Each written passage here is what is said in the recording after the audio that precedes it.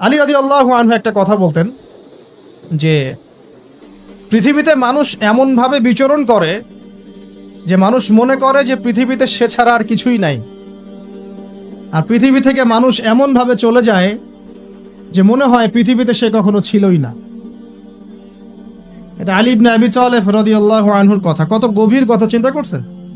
পৃথিবীতে যখন মানুষ বসবাস করে তখন মানুষের কাছে মনে হয় যে দুনিয়াটা আমাদেরই, দুনিয়াতে আমরা ছাড়া কিচ্ছু নাই, সবকিছু আমাদের, এই দুনিয়ার মালিক আমরাই।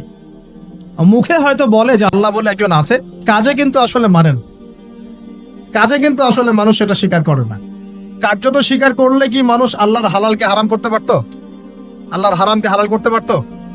তো দেখুন, আল্লাহ পাক সময়ের কসম করে বলছেন, যুগের পর যুগ তাকিয়ে দেখেন, যারাই আল্লাহ এবং তার রাসূলের বিধানের পরোয়া করে নাই, আল্লাহ পাক কাউকে এই পৃথিবীতে টিকতে দেননি। শুধু একটা সময় দিয়েছেন, কাউকে 100 বছর, কাউকে 1000 বছর, কাউকে 500 বছর, কাউকে 700 বছর। একদিন না একদিন আল্লাহ পাক এদেরকে ধ্বংস করে দিয়েছে। নূহ আলাইহিস সালামের পরে আসেন আদ জাতি। আদ জাতির লোকেরা অনেক লম্বা ছিল, ওই যে ওই গাছের চেয়েও লম্বা হবে। ওই যে গাছটা দেখছেন, ইউক্যালিপ্টার গাছ নাকি জানি, না না ওই যে পিছনে, তো হ্যাঁ ওই গাছের চাইতেও লম্বা। আসলে আমি বুঝাতে পারবো না। তাল গাছগুলো দেখেছেন, তাল গাছ, নারিকেল গাছ, এর চাইতেও বড় বড় ছিল ওরা ফিজিক্যালি। বিশ্বাস হয় না? এমনও মানুষ ছিল পৃথিবীতে, আমরা তো এখন ছোট, লম্বা চড়া মানুষ ছিল পৃথিবীতে, এবং তারা ছিল আদ এবং সামুদ জাতি। তার একটা কথা বলতো যে মান আশাদ্দু মিন্না কুওয়া, আমাদের চেয়ে শক্তিশালী আর কে আছে? আওয়ালাম ইয়ালামুন আন্নাল্লাহা হুয়া আশাদ্দু মিনহুম কুওয়া। আল্লাহ পাক বলেছেন কোরআনে যে তারা কি জানে না যে আল্লাহ তাদেরকে সৃষ্টি করেছেন তিনি তার চেয়ে বেশি শক্তিশালী। তো এরা বলতো যে আমাদের যে শক্তিশালী কে আছে? পাহাড় কেটে কেটে বাড়ি নির্মাণ করত, সৌধ নির্মাণ করত, যখন কাউকে মারতো ওয়াইদা বাতাসতুম জাব্বারিন, কাউকে পিটাইলে খুব পিটাইতো, মানে খুব উদ্ধত অহংকারী ছিল। হুদ আলাইহিস সালাম এবং সালেহ আলাইহিস সালাম তাদের নবী ছিলেন। আল্লাহ পাক নির্দিষ্ট সময় দিয়েছেন, একদিন ধ্বংস করে দিয়েছেন। বিশাল দেহের এই মানুষগুলোকে আল্লাহ পাক ধ্বংস করেছেন ঝড় দিয়ে, বাতাস দিয়ে। বাতাসে এমন ভাবে উপড়ে দিয়েছেন যেন খেজুর গাছের ডাল উপরে পড়ে গেলে যেমন ভাবে পড়ে থাকে, এরা সেভাবেই পৃথিবীতে পড়েছিল। শেষ, সমস্ত দম্ভ অহংকার সব শেষ, চূর্ণ বিচূর্ণ। সামুদ জাতির একই অবস্থা। আকাশ থেকে বজ্রপাত, এই যে বিজলি যেটা বলি আমরা, প্রচন্ড বজ্রনিনাদ শব্দে একদিনে শেষ। কমে লুত পরস্পর ছেলে ছেলে জেনা করতো, নাউজুবিল্লাহ, যেটা এখনকার ফ্যাশন হয়ে গেছে আর কি। হ্যাঁ, আজকে দেখলাম একটা নিউজ, যে আমি আসলে নিউজ দেখতে খুব পছন্দ করি, যে একটা স্কুলের টিচার, সে নিজেও সমকামী, সে শিক্ষার্থীদেরকে পড়াচ্ছে, সে নিজেও সমকামী। তাকে সরিয়ে দেওয়ার জন্য শিক্ষার্থীরা আন্দোলন করছে। এখন এদের সংগঠনও আছে, এদের পতাকা আছে, এদের ম্যাগাজিন আছে, এরা মানবতার কথা বলে, এরা বলে যে বাক স্বাধীনতার কথা বলে। আগে ওই উইকিপিডিয়া ঘাটলে দেখবেন, আগে দেখা যেত যে সমকামিতাকে একটা রোগ বলতো মানুষ, যেটা মানসিক রোগ ইত্যাদি। এখন উইকিপিডিয়ায় ঘেটে দেখবেন, এখন এটাকে বলে এটা হচ্ছে বাক স্বাধীনতা। মানে বাক স্বাধীনতা, আপনি চাইলে একটা ছেলেকেও বিয়ে করতে পারেন, মেয়েকেও করতে পারেন। তো লূত আলাইহিস সালামের কওম এই কাজটা করতো। এমনই অসভ্য কওম ছিল যে দুইজন ফেরেশতাকে আল্লাহ পাক দুইজন মানে তরুণ যুবকের রূপে পাঠিয়েছেন। দুজন ফেরেশতার নাম, একজন জিবরাইল আলাইহিস সালাম, একজনের নাম মিকাইল আলাইহিস সালাম। দুইজনকে পাঠিয়েছেন ওদেরকে ধ্বংস করার জন্য, কিন্তু ফুটফুটে সুদর্শন তরুণের রূপে আর কি। তো তারা এসে আশ্রয় নিয়েছেন লূত আলাইহিস সালামের বাসায়। এখন ওই কওমের লোকেরা এসে লূত আলাইহিস সালামকে বলছে যে তোমার মেহমানদেরকে ডেকে নিয়ে আসো। লূত আলাইহিস সালাম বলছে কি জন্য? তখন তারা বলছে তুমি তো খুব ভালো করেই জানো আমরা কি জন্য এসেছি। কথা কি বুঝতে পারছেন? লূত আলাইহিস সালাম বলছেন যে হাউলাই বানাতি ইন কুনতুম ফাইলিন, আমার মেয়েরা আছে, তোমাদের যদি কোনো মানে সৎ পুরুষ থেকে থাকো তাহলে আমার মেয়েদেরকে বিয়ে করে নাও, প্রয়োজন আমার মেয়েদেরকে বিয়ে করে নাও, তারপরে ওই খারাপ কাজে যেও না। তখন তারা বলছে যে তুমি খুব ভালো করেই জানো লূত আমরা কি জন্য এসেছি, তোমার মেয়েদের ব্যাপারে আমার কোনো আগ্রহ নাই। চিন্তা করতে পারেন? তখন লূত আলাইহিস সালাম বলছেন, আলাইসা মিনকুম রাজুলুন রাশীদ, তোমাদের মধ্যে কি একটা ভালো মানুষও বাকি নাই? এরকম কম ছিল, মানে আল্লাহর ফেরেশতাদেরকেও চাচ্ছে নিজেদের কুপ্রবৃত্তি দমন করার জন্য। আল্লাহ পাক ওই জাতিটাকে এমন ভাবে ধ্বংস করেছেন। ফেরেশতা জিবরাইল আলাইহিস সালামের পাখা আছে প্রায় 600টা পাখা, 2টা পাখা দিয়ে তিনি ওই পুরো কওমকে এভাবে উঠিয়েছেন আসমানে। তারপর আসমান থেকে ওদেরকে পাথর বর্ষণ করা হয়েছে, রজম যেটা বলি আমরা। দুনিয়াতে রজম না হলে আসমানে হয়েছে রজম, পাথর নিক্ষেপ করে থেতলে দেওয়া হয়েছে, তারপরে এদেরকে উল্টে এভাবে দাফন করে দেওয়া হয়েছে। জর্ডান নামক জায়গার ডেড সি বা মৃত সাগর যেটা, ওই জায়গাটা হচ্ছে কওমে লূতের জায়গা। অনলাইনে ঘেটে দেখেন, এই জায়গায় এই কওমে লূত থাকতো, সমকামী। এখন এটা মুহাম্মদ সাল্লাল্লাহু আলাইহি ওয়াসাল্লাম নিজেও বলছেন যে আমি আমার উম্মতের উপরে যে কয়টা বিষয় বেশি ভয় করি, তার মধ্যে একটা হচ্ছে গোপন শিরক, একটা হচ্ছে লোক দেখানো আমল, একটা হচ্ছে এই উম্মতের এক শ্রেণীর আলেম, তারা সমাজে ফিতনা সৃষ্টি করে বেড়াবে এবং আসমানের নিচে এরা সবচেয়ে নিকৃষ্ট শ্রেণীর মানুষ হবে। আমি ভয় করি আমার উম্মত মূর্তি পূজারী হয়ে যাবে, এবং আমি ভয় করি আমার উম্মতের মধ্যে সমকামিতা ছড়িয়ে পড়ছে না, এখন পড়ছে। খুব সতর্ক সাবধান থাকবে। এটা ছড়িয়ে পড়ার মূল কারণ কি? খুব কমন প্রশ্ন, আসলে কারণের দিকে আসেন, কারণটা ফাইন্ড আউট করি। জেনা যে ছড়িয়ে পড়ছে আর পরকীয়া যে ছড়িয়ে পড়ছে, সমকামিতা ছড়িয়ে পড়ছে, এর কারণটা কি? কি কারণ? আজকে থেকে 50 বছর আগে তো এমন ছিল না। লাস্ট 50 বছরে কি হচ্ছে, মানে এটা ছড়িয়ে পড়ছে, কারণটা কি? 1 নাম্বার কারণ হচ্ছে ফ্রি মিক্সিং, মানে ছেলে মেয়ের অবাধ বিচরণ। এটা 1 নাম্বার কারণ। আগে যত বেশি পর্দা রেস্ট্রিক্টেড ছিল, তত বেশি এখান থেকে মানুষ সেফ ছিল। 2 নাম্বার কারণ হচ্ছে যে যৌন শিক্ষার নামে আমরা মানুষকে নগ্নতা শিখাচ্ছি। 3 নাম্বার কারণ হচ্ছে প্রত্যেক প্রিন্ট এবং ইলেকট্রনিক মিডিয়া যৌনতার সুরসুরি দিচ্ছে। আর তার চেয়ে বড় 4 নাম্বার কারণ হচ্ছে পর্নোগ্রাফি। এটা সবার মোবাইলে এখন ফ্রি অ্যাক্সেস।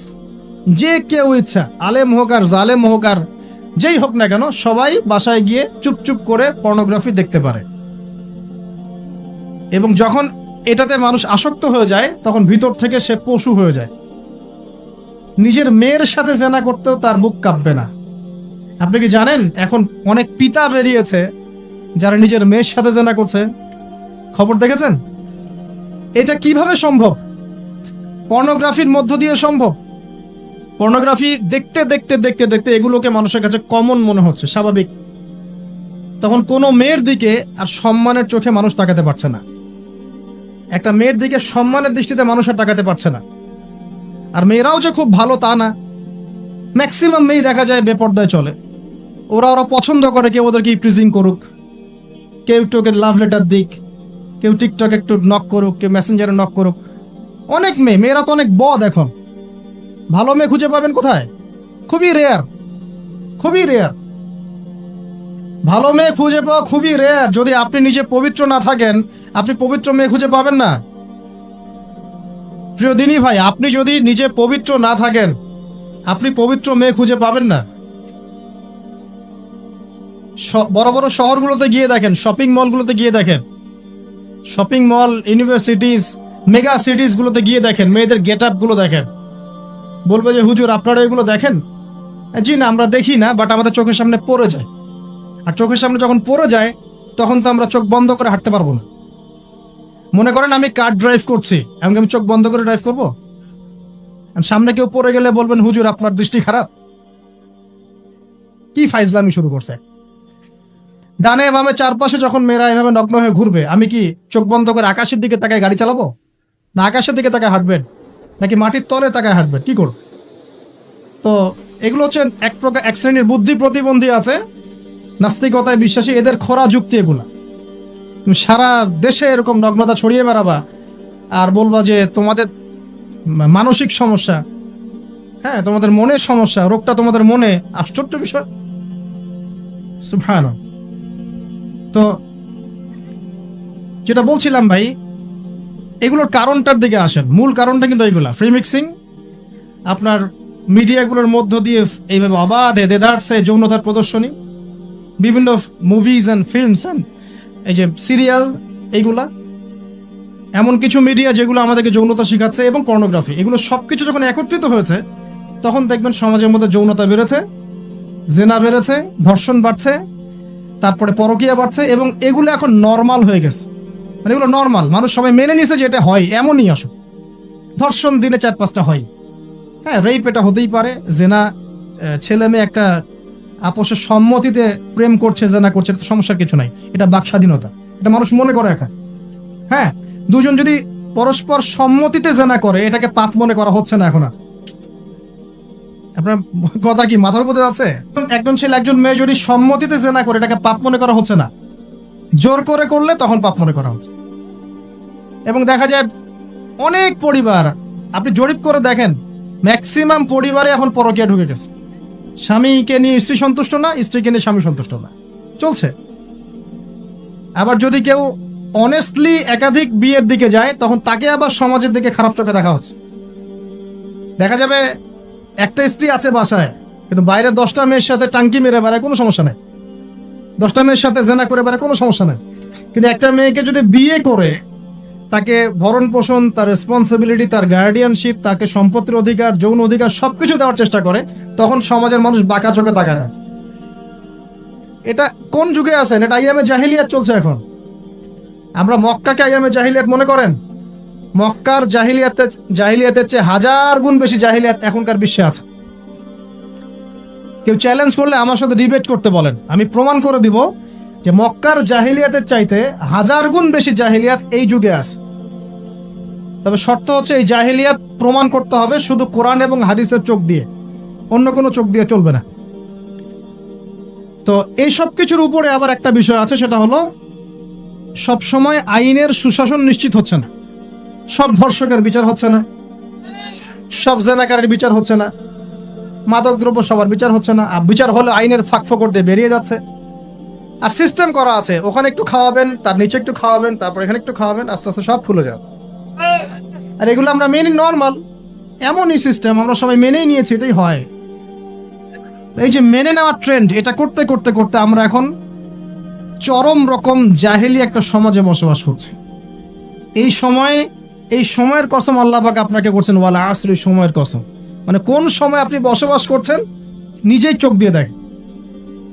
সময়কে চিনতে শিখুন, ইতিহাস পড়তে শিখুন, ইতিহাসের সময়ের যুগে যুগে যারা আল্লাহর আইনের বা আল্লাহর বিধানের বিরোধিতা করেছে ওদের কি পরিণত হয়েছে দেখুন, আর সময়কে মূল্যায়ন করুন। এভাবে আদ সামুদের কথা বললাম, কওমে লুতের কথা বললাম, এই যে কওমে শুআইব, একই অবস্থা, মাপে কম দিত, আল্লাহ পাক ভূমিকম্প দিয়ে ধ্বংস করে দিয়েছে, মানুষকে ঠকাতো। শুআইব আলাইহিস সালামের কওম যেভাবে মানুষকে ঠকাতো, এখনকার IMF আর ওয়ার্ল্ড ব্যাংক মানুষকে এইভাবে ঠকায়। এটা আপনি বুঝবেন না যদি ইন্টারন্যাশনাল ইকোনমিক্স মনিটরি সিস্টেম সম্পর্কে পড়াশোনা না করেন। সুদের জালে ফেলে দরিদ্র দেশগুলোকে একদম গলায় রশি ধরে টেনে ফেলে দিবে, হ্যাঁ, সুদের মধ্য দিয়ে। এবং পুরো ওয়ার্ল্ডটাকে এভাবে সাজিয়েছে, এর বাইরে কেউ বেরোতে পারবে না।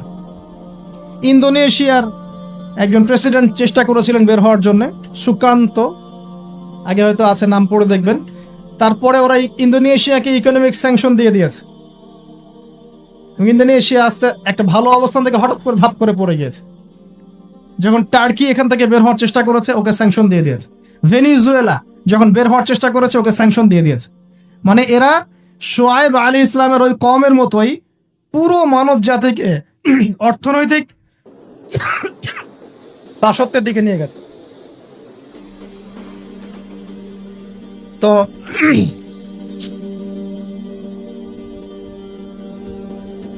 তারপরে আসুন সামনে যাই, ঠিক আছে। বসে শুআইব আলাইহিস সালামের কওমের পরে কি? ফিরআউনের কওম, মুসা আলাইহিস সালাম। ফিরআউন ছিল বিশ্বের সবচেয়ে প্রতাপশালী নেতা, যে নিজেকে এক পর্যায়ে বলেছিল যে আনা রব্বুকুমুল আ'লা, আমি তোমাদের মহান রব, তাই না? সে বলেছিল যে আমি তোমাদের জন্য যা ভালো মনে করি আমি তাই করি, এবং আমি তোমাদেরকে সরল পথ দেখাই। এটা ফিরআউনের স্টেটমেন্ট, এটাও কিন্তু ফিরআউনের স্টেটমেন্ট। সে নিজেকে এক পর্যায়ে রব দাবি করে, এবং আল্লাহ পাক তাকে ক্ষমতা দিয়েছিলেন, দীর্ঘ হায়াত দিয়েছিলেন, ওকে জুলুমের ক্ষেত্রে আল্লাহ পাক অবকাশ ছাড় দিয়েছিলেন। এক পর্যায়ে সে মনে করলো যে তাকে ধরার কেউ নাই। কিন্তু আল্লাহ রাব্বুল আলামিন একটা সুযোগের অপেক্ষা, জাস্ট একটা সুযোগের অপেক্ষা, সেটা হলো মূসা আলাইহিস সালামকে ধাওয়া করছে ফেরাউন এবং তার দলবল লোহিত সাগরের কাছে আসলো। ফেরাউন এদিকে দাঁড়িয়ে আছে, মূসা আলাইহিস সালাম এবং তার সাথীরা পার হয়ে গেল। ফেরাউনও পার হতে গিয়ে আল্লাহ পাক সবাইকে সদল বলে ডুবিয়ে দিলেন। একদিনের ব্যাপার। আল্লাহ পাক ওয়াল আসরির সময়ের কসম করে এদিকে আমাদেরকে তাকাতে বলছেন। ইতিহাস ঘেটে দেখো, ফেরাউনের মতো বড় যারা স্বৈরাচারী ছিল তারাও টিকতে পারে নাই, পেরেছে? পারে নাই। নমরুদের কথা আপনারা জানেন, বিশাল প্রতাপশালী, তাকে আল্লাহ পাক লম্বা হায়াত দিয়েছিলেন। ইব্রাহিম আলাইহিস সালামকে কত পরীক্ষায় না ফেললো, আগুনে পর্যন্ত ফেলেছে। ইব্রাহিম আলাইহিস সালাম বলেছেন হাসবি আল্লাহ ওয়া নি'মাল ওয়াকিল, হাসবি আল্লাহ ওয়া নি'মাল ওয়াকিল, নি'মাল মাওলা ওয়া নি'মান নাসির। আল্লাহ রাব্বুল আলামিন ইব্রাহিম আলাইহিস সালামকে বিজয় দিলেন ও নমরুদকে আল্লাহ পাক ধ্বংস করে দিলেন। কোথায় যাবেন? আসরের সালাত এর পরে আমরা যারা বসেছি, এই সময়টা কিন্তু বরকতময়।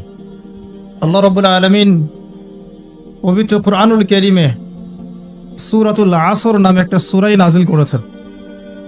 আল্লাহ রাব্বুল আলামিন অত্র সূরায় বলেছেন, বা'দা আউযু বিল্লাহি মিনাশ শাইতানির রাজীম ওয়াল আসরি, সময়ের কসম বা সময়ের শপথ। এখানে আসরের ওয়াক্তও অর্থ হতে পারে, মহাকাল অর্থ হতে পারে, সময় অর্থ হতে পারে। তো সবচেয়ে বেশি তাফসীরের কিতাবে যে অর্থটা এসেছে সেটা হলো মহাকালের কসম, সময়ের কসম। সময়ের শপথ করে আল্লাহ পাক বলছেন, ইন্নাল ইনসানা লাফি খুসর, নিঃসন্দেহে এই পুরো মানব জাতি ক্ষতির মধ্যে আছে। আল্লাহ পাক মানুষ এবং জিনকে সৃষ্টি করেছেন শুধুমাত্র তার ইবাদত করার জন্য। ওয়া মা খালাকতুল জিন্না ওয়াল ইনসা ইল্লা লিয়াবুদুন, কিন্তু সেই আল্লাহ রাব্বুল আলামিন বলছেন যে পুরো মানব জাতি ক্ষতির মধ্যে আছে। ইল্লাল্লাযীনা আমানু, তবে মানব জাতির মধ্যে তারা ক্ষতিমুক্ত থাকবে যারা কিনা ঈমান এনেছে, এক নাম্বার। দুই, ওয়া আমিলুস সলিহাত, যারা সৎ আমল সম্পাদন করেছে। তিন, ওয়া তাওয়াসাউ বিল হাক্কি, যারা পরস্পরকে সত্যের উপদেশ দিয়েছে। চার, ওয়া তাওয়াসাউ বিস সবর, এবং যারা পরস্পরকে ধৈর্যের উপদেশ দিয়েছে। আল্লাহ সুবহানাহু ওয়া তাআলা এখানে বলছেন সময়ের কসম করে পুরো মানব জাতি ক্ষতির মধ্যে আছে। ইহকালেও ক্ষতির মধ্যে আছে, পরকালেও ক্ষতির মধ্যে আছে। তবে চারটা গুণাবলী যারা অর্জন করতে পেরেছে, তার উপর ইস্তেকামাহ বা দৃঢ় থাকতে পেরেছে, তারা ইনশাআল্লাহ তাআলা দুনিয়ার ক্ষতি এবং পরকালের ক্ষতি উভয় ক্ষতি থেকেই মুক্ত থাকবে ইনশাআল্লাহ আযজা ওয়া জাল। সে চারটা গুণাবলীর এক নাম্বার হচ্ছে ঈমান, দুই নাম্বার নেক আমল, সৎ আমল, তিন নাম্বার সত্যের উপদেশ, হকের দাওয়াত, এবং চার নাম্বার ধৈর্য বা সবর। দেখুন, আল্লাহ রাব্বুল আলামিন সময়ের কসম করে আপনাকে আমাকে কয়েকটা মেসেজ দিয়েছেন। এক নাম্বার হচ্ছে সময় আমাদের জীবনে খুব গুরুত্বপূর্ণ। আমাদের জীবনের সবচাইতে গুরুত্বপূর্ণ বিষয়টার নাম হচ্ছে সময়, যে বিষয়ে বর্তমান জেনারেশনের খুব একটা মাথা ব্যথা কাজ করে না। কোনো ব্যক্তি যদি তার হায়াতে তার সময়ের মূল্য বুঝতে পারে প্রকৃত অর্থেই, সে কি কখনো ঘন্টার পর ঘন্টা রাস্তাঘাটে আড্ডা মারতে পারে, অনলাইনে সময় নষ্ট করতে পারে, চায়ের দোকানে আড্ডা পিটাতে পারে, বান্ধবীর পিছনে সময় ব্যয় করতে পারে, টিকটক নিয়ে ব্যস্ত থাকতে পারে? সময়ের মূল্য যে ব্যক্তি বোঝে সে কি কখনো এই কাজগুলো করতে পারে? আল্লাহ পাক সবার আগে এখানে আমাকে বলছেন ওয়াল আসরি, সময়ের কসম, অর্থাৎ সময় আপনার আমার জীবনে অত্যন্ত গুরুত্বপূর্ণ এবং এই সময়টা লিমিটেড। আল্লাহ পাক একটা লিমিটেড টাইম দিয়েছেন আমাদেরকে। এই টাইমটা বাড়বেও না কমবেও না, হয়তোবা বরকত হতে পারে বা বরকত কমে যেতে পারে।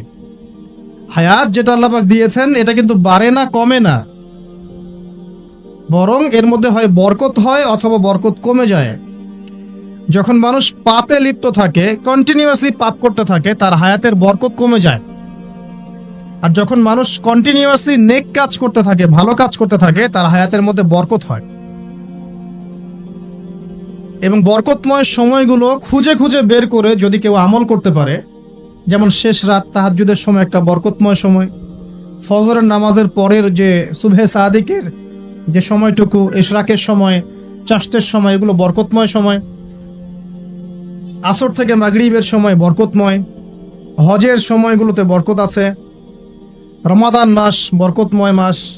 লাইলাতুল কদর এবং শেষ 10 রাত বরকতময়। জিলহজের প্রথম 10 দিন বরকতময়। আরাফা, আশুরা বরকতময়। এগুলো খুঁজে খুঁজে বের করে যে ব্যক্তি আমল করতে পারে তার হায়াতে বরকত হবে ইনশাআল্লাহু আযজা ওয়া জাল্লা। এক কথায় আল্লাহ রাব্বুল আলামিন সময়ের কসম কেন করছেন? আপনাকে আমাকে এটা বোঝানোর জন্য যে সময় আমাদের জীবনে সবচেয়ে বেশি গুরুত্বপূর্ণ। যে সময়গুলো আমাদের জীবন থেকে চলে গেছে, আপনি আমি যদি 1000 রাকাত নামাজ পড়েও আল্লাহর কাছে কান্নাকাটি করি, সেটা কিন্তু আর ফিরে আসবে না। হয়তোবা আল্লাহ পাক আমাদের গুনাহগুলোকে মাফ করে দিয়ে বাকি জিন্দেগি আমাদেরকে আমল করার তৌফিক দিবেন ইনশাআল্লাহ তাআলা, কিন্তু যে সময়টুকু আমরা নষ্ট করেছি এটা কিন্তু আর ফিরে আসবে না। আজকে যদি এই একটা লেসন নিয়ে বাসায় যেতে পারি আমরা, যে আমরা আমাদের সময়টাকে মূল্যায়ন করব, আজকের এই মাহফিলটা সার্থক। আর আজকের মাহফিলে আমরা যদি অনেক কথাবার্তা বলি কিন্তু কোনো লেসন নিয়ে বাসায় ফিরে না যাই, তাহলে আজকের এই মাহফিলের কোনো সার্থকতা নাই। আসা এবং যাওয়াই হবে এখানে। আমি আসলাম, নাস্তা খেলাম, লেকচার দিলাম, চলে গেলাম। আপনারা আসলেন, দেখলেন, সেলফি উঠালেন, চলে গেলেন। এটাই কি সার্থকতা? না। 1 নাম্বার শিক্ষা নিতে হবে, সময়কে মূল্যায়ন করতে হবে। তো সময়কে মূল্যায়ন করার জন্য একটা বই সাজেস্ট করব, সেটা হলো প্রোডাক্টিভ মুসলিম। একটা বই আছে, বাজারে পাওয়া যায়, প্রোডাক্টিভ মুসলিম। এই বইটার মধ্যে আপনি দেখবেন 24 ঘন্টা কিভাবে আপনি রাসূল সাল্লাল্লাহু আলাইহি ওয়াসাল্লামের সুন্নাহ মতো কাটাবেন, এটা লেখা আছে। এছাড়া আর অনেক অনেক বই আছে, তবে এই বইগুলো ইয়াং জেনারেশনরা বেশি পছন্দ করে। প্রোডাক্টিভ মুসলিম মানে কি? মানে হচ্ছে 24 ঘন্টাকে সে এমনভাবে ব্যালেন্স করবে যার মধ্যে তার পড়াশোনা, তার ইবাদত, তার তেলাওয়াত, তার জিকির আজগার, তার বাজারঘাট, তার ব্যবসা বাণিজ্য, তার পরিবার, সবকিছু ব্যালেন্স করা যায়। ইসলামে তো বৈরাগ্যবাদের সুযোগ নাই। সারাদিন খালি নামাজই পড়বো, এর নাম তো ইসলাম নয়। সারা বছর ধরে রোজা রাখবেন, এর নাম কিন্তু ইসলাম নয়। নবী সাল্লাল্লাহু আলাইহি ওয়াসাল্লাম নামাজও পড়তেন, রাতে ঘুমাতেন। তিনি পরিবারও ভরণ পোষণ দিয়েছেন, স্ত্রী সন্তান ছিল, আবার তিনি যুদ্ধ জিহাদও করেছেন। আবার নবী সাল্লাল্লাহু আলাইহি ওয়াসাল্লাম রোজাও রেখেছেন, কখনো ছেড়েও দিয়েছেন। মানে ইসলামে এই বৈচিত্র্য আছে। ইসলাম এই বৈচিত্র্যময় একটা রিলিজন, এটাই ইসলামের সৌন্দর্য। আমরা অনেক সময় মনে করি যে ইসলামের সবকিছু একরকম হতে হবে, সবাইকেই বুকের উপর হাত বাঁধতে হবে, অথবা সবাইকে নাভির নিচে হাত বাঁধতে হবে, অথবা সবাইকে নাভির উপরে হাত বাঁধতে হবে, সবাই রফুল এদান করবে, আবার মনে করি কেউই করবে না। আসলে এই কনসেপ্টগুলো ঠিক নয়। ইসলাম বৈচিত্র্যময়, এখানে ভেরিয়েশন আছে, এখানে বৈচিত্র্য আছে, এবং এই বৈচিত্র্যটাই ইসলামের সৌন্দর্য। এটা বুঝতে আমাদের অনেক সময় লেগে যাচ্ছে, আল্লাহ পাক বোঝার তৌফিক দান করুন। চিন্তার মধ্যে মত পার্থক্য থাকবে। একটা হাদিস, কোরআনের একটা সূরা একজন স্কলার একভাবে ব্যাখ্যা করছেন, আরেকজন কিন্তু আরেকভাবে ব্যাখ্যা করছেন। এখন ব্যাখ্যার মধ্যে মত পার্থক্য দেখা যাচ্ছে, কিন্তু কখনো কখনো দেখা যায় দুটো ব্যাখ্যাই ঠিক আছে। আল্লাহ পাক কাউকে এমন একটা ইলম দিয়েছেন যা অন্য কাউকে দেন নাই, আরেকজনকে আল্লাহ পাক এমন একটা বুঝ দিয়েছেন যেটা আবার অন্য কাউকে দেন নাই। কিন্তু কোরআনের একটা আয়াতকে কেন্দ্র করেই কিন্তু ব্যাখ্যাগুলো এসেছে। তো এই যে বৈচিত্র্য, এটা ইসলামের সৌন্দর্য, এটা ইসলামের মানে ব্যর্থতা নয়, কিন্তু এটা ইসলামের সৌন্দর্য। শুধু খেয়াল রাখতে হবে ওই ব্যাখ্যা, ওই বুঝ আমরা গ্রহণ করব যেই বুঝ এবং ব্যাখ্যা নবী সাল্লাল্লাহু আলাইহি ওয়াসাল্লাম এবং সাহাবায়ে কেরাম রাদিয়াল্লাহু আনহুম তাদের থেকে স্বীকৃত, এতটুকুই। তো যে বিষয়ে আসছিলাম ভাই, সময়টাকে মূল্যায়ন করি। প্রফেটিক লাইফস্টাইল, এটা বলা যতটা সহজ, করাটা খুব কঠিন। রাতের ঘুমানো থেকে শুরু করে আবার রাতের ঘুম পর্যন্ত এই যে 24 ঘন্টার দিন রাত, এটাকে এমনভাবে ঢেলে সাজাতে হবে যাতে এর মধ্যে আমার ইবাদত থাকে, নামাজ থাকে, জামাতে নামাজ থাকে, তিলাওয়াত থাকে, তালিম দেওয়া থাকে, দিন প্রচার থাকে, পরিবারকে সময় দেওয়া থাকে, বাজারঘাট করা থাকে, সন্তান প্রতিপালন থাকে, ব্যবসা বাণিজ্য থাকে, সব কিছুকে ব্যালেন্স করতে হবে। যদি এটা করতে পারি তাহলে ইনশাআল্লাহ আগামী দিনে আশা করা যায় আমাদের তরুণ প্রজন্মের হাতে ইসলামের পতাকা উঠবে ইনশাআল্লাহ। আর এখন যে লাইফস্টাইল আমরা পালন করছি আর কি, বাস্তবতায় আসেন, সেটা হচ্ছে এমন, ঘুমাচ্ছি রাত 2টা-3টায়, কারণ গার্লফ্রেন্ড তো ফোন দেয় রাত 12টার পরে, আর গার্লফ্রেন্ড ফোন দিলে তো 3-4 ঘন্টা কথা না বলে থাকা যায় না, তাই না ভাই? তার মানে ঠিক বলছেন, তার মানে এর সাথে অভ্যস্ত আছেন আপনারা। তো ঘুমাতে ঘুমাতে 3টা 4টা, উঠছেন মাশাআল্লাহ জোহরের আগে, তো ফজরটা পড়ছেন জোহরে গিয়ে, তারপরে যে আসর মাগরিব ঢিলে ঢালাভাবে যাচ্ছে, সারাদিন গায়ে কোনো এনার্জি নাই, যেহেতু ঘুম ক্লিয়ার হচ্ছে না, শরীরে শক্তি নাই। এরপরে আবার ফেসবুকিং আছে, ইউটিউবিং আছে, বন্ধুদের সাথে আড্ডা আছে, একটু সময় পাইলে স্কুল কলেজে অথবা কফি শপে অথবা চায়ের দোকানে আড্ডা মারা, আবার রাত্রেবেলা ওই যে এলাকা ভিত্তিক কিছু জায়গা থাকে আড্ডা মারার, আপনার নদীর ধারে বা রাস্তার ধারে বা ব্রিজের উপরে, দেখবেন গোল হয়ে যুব সমাজ বসে বসে লুডো খেলছে। গোল হয়ে যুবকরা বসে যে কিছু একটা করে, কি করে এটা বুঝতে আমার 1 মাস লাগছে। আমি অনেককে প্রশ্ন করছিলাম যে আসলে ওরা করে কি, যে গোল হয়ে যে বসে থাকে মাঝখানে একটা জিনিসের দিকে তাকায় আছে, কি করে আসলে। পরে একদিন নিজেই গিয়ে দেখলাম আসলে কি করে। ভাই কি করো? ওই যে ভাই ইতস্তত বোধ করছে যে আপনি, আপনার ভিডিও আমরা ইউটিউবে শুনি, আপনি সেই ব্যক্তি না? যে হ্যাঁ আমি সেই ব্যক্তি। কি করো তোমরা? তো বলছে যে আমরা ভাই লুডো খেলছিলাম। তো ওখানে যে লুডো খেলে এটা আমরা বুঝতে পারি নাই। আমি অনেস্টলি বলছি যে টিকটক বলে যে কিছু একটা আছে, এটা আমি জানতাম না এতদিন। এটার নামে কোন অ্যাপস আছে এটা আমার জানাই ছিল না, শুধু ফেসবুক এবং ইউটিউবিং জানতাম। তো দেখেন আমরা সময়গুলো প্র্যাকটিক্যালি এভাবে নষ্ট করছি একটা। তো যদি প্রফিটিক লাইফস্টাইলে না আসতে পারি, তাহলে আল্লাহ পাকের যে শপথ ওয়াল আসরি, সময়ের কসম, এখান থেকে কোনো শিক্ষা আমরা অর্জন করতে পারছি না। 2 নম্বরে যাওয়ার আগে আল্লাহর কাছে ওয়াদা করি যে আজকে থেকে ইনশাআল্লাহ তাআলা যতদিন আল্লাহ পাক বাঁচিয়ে রাখবেন, ইনশাআল্লাহ তাআলা দেশের প্রেক্ষাপট যেমনই হোক, বিশ্বের প্রেক্ষাপট যেমনই হোক, ঠিক আছে, দেশে মহামারী নেমে আসুক, দুর্ভিক্ষ নেমে আসুক, কি হয় হোক, 24 ঘন্টার প্রফিটিক লাইফস্টাইল আমি মেনে চলবো ইনশাআল্লাহ। স্পেশালি যুব সমাজকে এই নিয়াত করতেই হবে, আদারওয়াইজ আপনারা সামনে ভয়ঙ্কর বিপদ দেখতে পারবেন। এমন ভয়ঙ্কর সিচুয়েশন আসবে যেটা কল্পনাতেও নাই এই মানব জাতির। কি আসবে সেটা নিয়ে আমি আসলে আপনাদেরকে ভয় দেখাতে চাচ্ছি না। আগামী বিশ্বের ভবিষ্যৎটা ভালো না, আগামী বিশ্বের ভবিষ্যৎটা মোটেই ভালো না। তো সময় এখনই আছে, মানে এই সময়টাই সময় মনে করেন, ভবিষ্যতের চিন্তা বাদ দিয়ে এইটাকেই সময় মনে করেন। আল্লাহ পাক তৌফিক এনায়েত করুন, আমিন।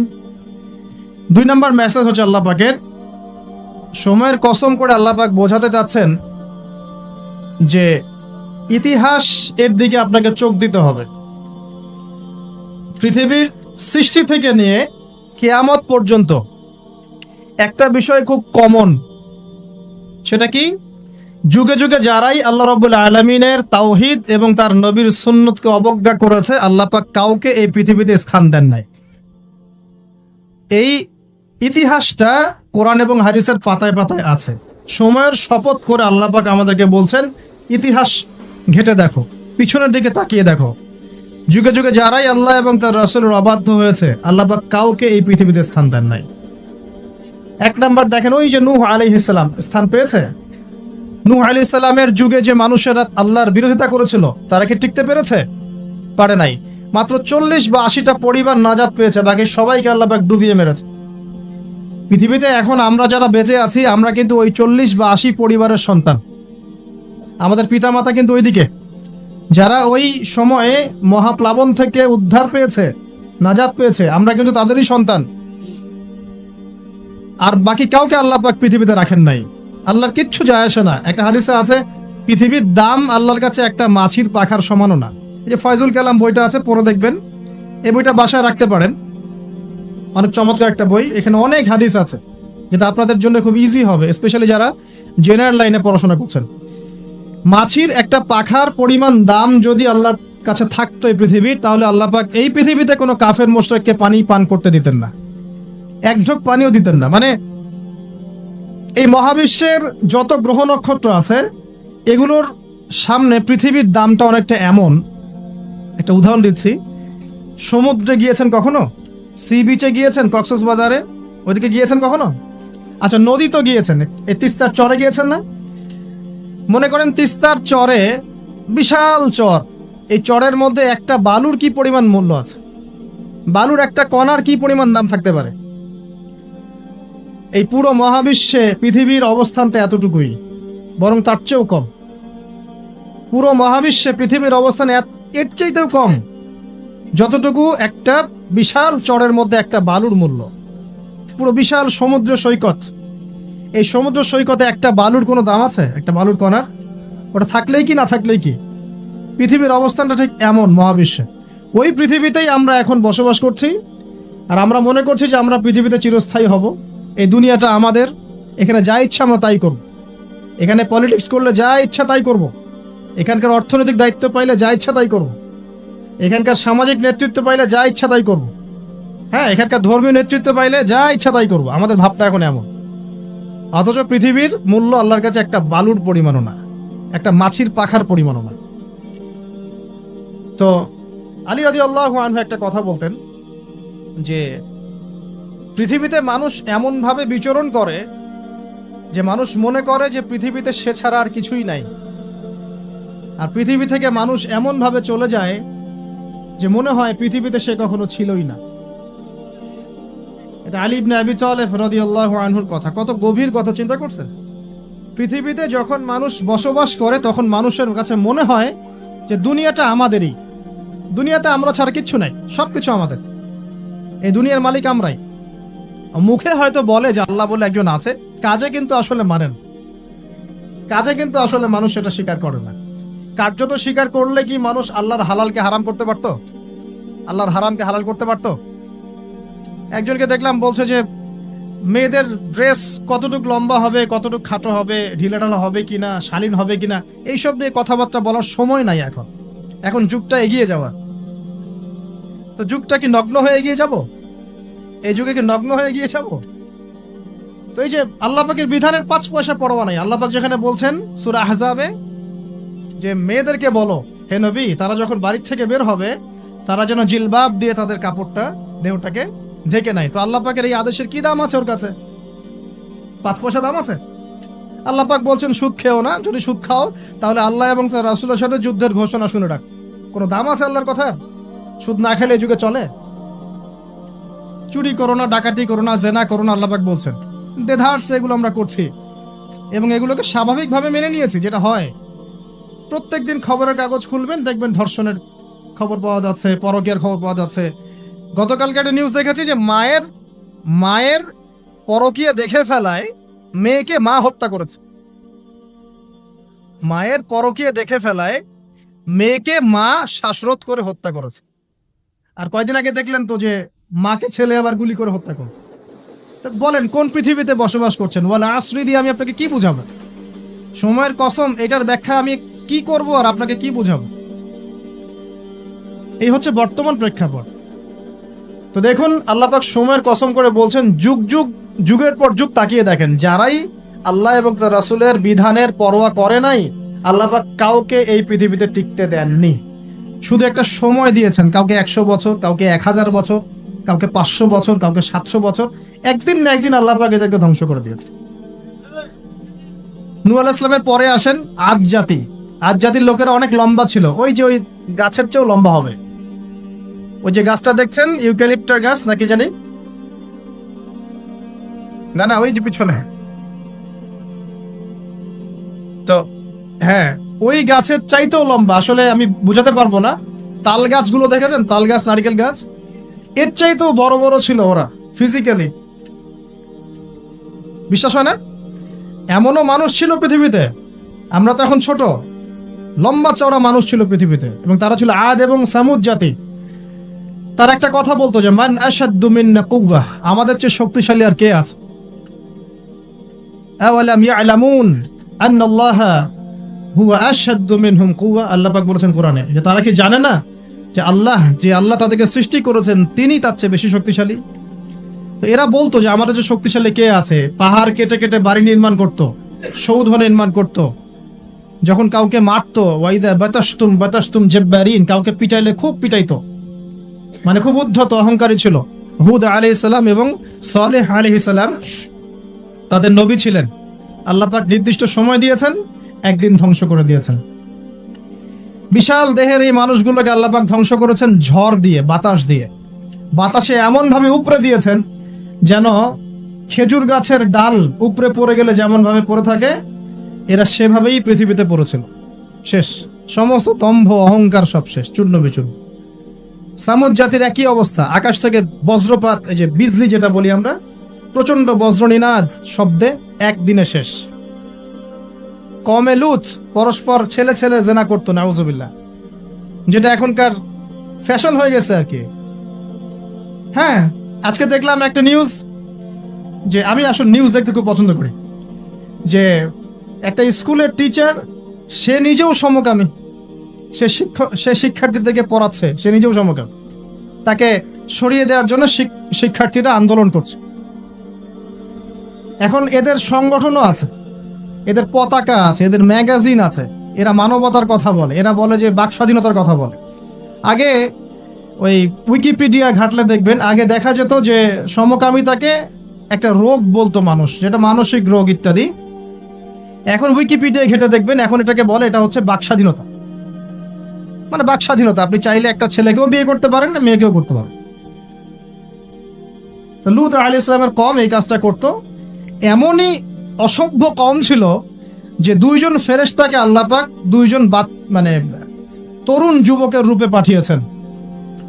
দুজন ফেরেশতার নাম, একজন জিবরাইল আলাইহিস সালাম, একজনের নাম মিকাইল আলাইহিস সালাম। দুইজনকে পাঠিয়েছেন ওদেরকে ধ্বংস করার জন্য, কিন্তু ফুটফুটে সুদর্শন তরুণের রূপে আর কি। তারা এসে আশ্রয় নিয়েছেন লূত আলাইহিস সালামের বাসায়। এখন ওই কওমের লোকেরা এসে লূত আলাইহিস সালামকে বলছে যে তোমার মেহমানদেরকে ডেকে নিয়ে আসো। লূত আলাইহিস সালাম বলছে কি জন্য? তখন তারা বলছে তুমি তো খুব ভালো করেই জানো আমরা কি জন্য এসেছি। কথা কি বুঝতে পারছেন? লূত আলাইহিস সালাম বলছেন যে হাউলাই বানাতি ইন কুনতুম ফাইলিন, আমার মেয়েরা আছে, তোমাদের যদি কোনো মানে সৎ পুরুষ থেকে থাকো তাহলে আমার মেয়েদেরকে বিয়ে করে নাও, প্রয়োজন আমার মেয়েদেরকে বিয়ে করে নাও, তারপরে ওই খারাপ কাজে যেও না। তখন তারা বলছে যে তুমি খুব ভালো করেই জানো লূত আমরা কি জন্য এসেছি, তোমার মেয়েদের ব্যাপারে আমার কোনো আগ্রহ নাই। চিন্তা করতে পারেন? তখন লূত আলাইহিস সালাম বলছেন আলাইসা মিনকুম রাজুলুন রাশীদ, তোমাদের মধ্যে কি একটা ভালো মানুষও বাকি নাই? এরকম কম ছিল, মানে আল্লাহর ফেরেশতাদেরকেও চাচ্ছে নিজেদের কুপ্রবৃত্তি দমন করার জন্য। আল্লাহ পাক ওই জাতিটাকে এমন ভাবে ধ্বংস করেছেন। ফেরেশতা জিবরাইল আলাইহিস সালামের পাখা আছে প্রায় 600টা পাখা, 2টা পাখা দিয়ে তিনি ওই পুরো কওমকে এভাবে উঠিয়েছেন আসমানে। তারপর আসমান থেকে ওদেরকে পাথর বর্ষণ করা হয়েছে, রজম যেটা বলি আমরা। দুনিয়াতে রজম না হলে আসমানে হয়েছে রজম, পাথর নিক্ষেপ করে থেতলে দেওয়া হয়েছে, তারপরে এদেরকে উল্টে এভাবে দাফন করে দেওয়া হয়েছে। জর্ডান নামক জায়গার ডেড সি বা মৃত সাগর যেটা, ওই জায়গাটা হচ্ছে কওমে লূতের জায়গা। অনলাইনে ঘেটে দেখেন, এই জায়গায় এই কওমে লূত থাকতো, সমকামী।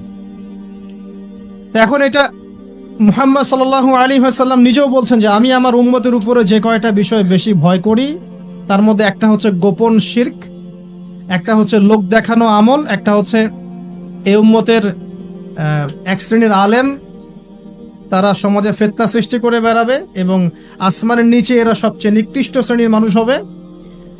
আমি ভয় করি আমার উম্মত মূর্তি পূজারী হয়ে যাবে এবং আমি ভয় করি আমার উম্মতের মধ্যে সমকামিতা ছড়িয়ে পড়ছে না, এখন পড়ছে। খুব সতর্ক সাবধান থাকবে। এটা ছড়িয়ে পড়ার মূল কারণ কি? খুব কমন প্রশ্ন, আসলে কারণের দিকে আসেন, কারণটা ফাইন্ড আউট করি। জেনা যে ছড়িয়ে পড়ছে আর পরকীয়া যে ছড়িয়ে পড়ছে, সমকামিতা ছড়িয়ে পড়ছে, এর কারণটা কি কারণ? আজকে থেকে 50 বছর আগে তো এমন ছিল না। লাস্ট 50 বছরে কি হচ্ছে, মানে এটা ছড়িয়ে পড়ছে, কারণটা কি? 1 নাম্বার কারণ হচ্ছে ফ্রি মিক্সিং, মানে ছেলে মেয়ের অবাধ বিচরণ, এটা 1 নাম্বার কারণ। আগে যত বেশি পর্দা রেস্ট্রিক্টেড ছিল তত বেশি এখান থেকে মানুষ সেফ ছিল। 2 নাম্বার কারণ হচ্ছে যে যৌন শিক্ষার নামে আমরা মানুষকে নগ্নতা শিখাচ্ছি। 3 নাম্বার কারণ হচ্ছে প্রত্যেক প্রিন্ট এবং ইলেকট্রনিক মিডিয়া যৌনতার সুড়সুড়ি দিচ্ছে। আর তার চেয়ে বড় 4 নাম্বার কারণ হচ্ছে পর্নোগ্রাফি। এটা সবার মোবাইলে এখন ফ্রি অ্যাক্সেস, যে কেউ ইচ্ছা, আলেম হোক আর জালেম হোক আর যেই হোক না কেন, সবাই বাসায় গিয়ে চুপচুপ করে পর্নোগ্রাফি দেখতে পারে।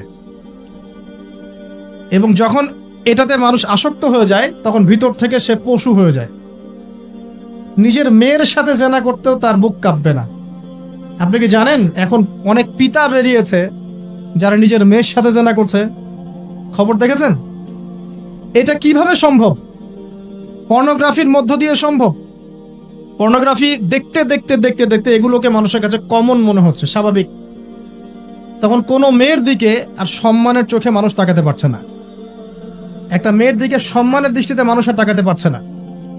আর মেয়েরাও যে খুব ভালো তা না, ম্যাক্সিমাম মেয়ে দেখা যায় বেপর্দায় চলে।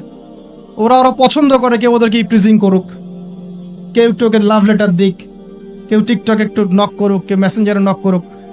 অনেক মেয়েরা তো অনেক বদ এখন। ভালো মেয়ে খুঁজে পাবেন কোথায়? খুবই রেয়ার, খুবই রেয়ার। ভালো মেয়ে খুঁজে পাওয়া খুবই রেয়ার। যদি আপনি নিজে পবিত্র না থাকেন, আপনি পবিত্র মেয়ে খুঁজে পাবেন না। প্রিয় দিনী ভাই, আপনি যদি নিজে পবিত্র না থাকেন, আপনি পবিত্র মেয়ে খুঁজে পাবেন না। বড় বড় শহরগুলোতে গিয়ে দেখেন, শপিং মলগুলোতে গিয়ে দেখেন, শপিং মল, ইউনিভার্সিটিজ, মেগা সিটিজ গুলোতে গিয়ে দেখেন, মেয়েদের গেট আপ গুলো দেখেন। বলবে যে হুজুর আপনারা এগুলো দেখেন? জি না, আমরা দেখি না, বাট আমাদের চোখের সামনে পড়ে যায়। আর চোখের সামনে যখন পড়ে যায়, তখন তো আমরা চোখ বন্ধ করে হাঁটতে পারবো না। মনে করেন আমি কার ড্রাইভ করছি, এমনকি আমি চোখ বন্ধ করে ড্রাইভ করবো? আর সামনে কেউ পড়ে গেলে বলবেন হুজুর আপনার দৃষ্টি খারাপ। কি ফাইজলামি শুরু করছে!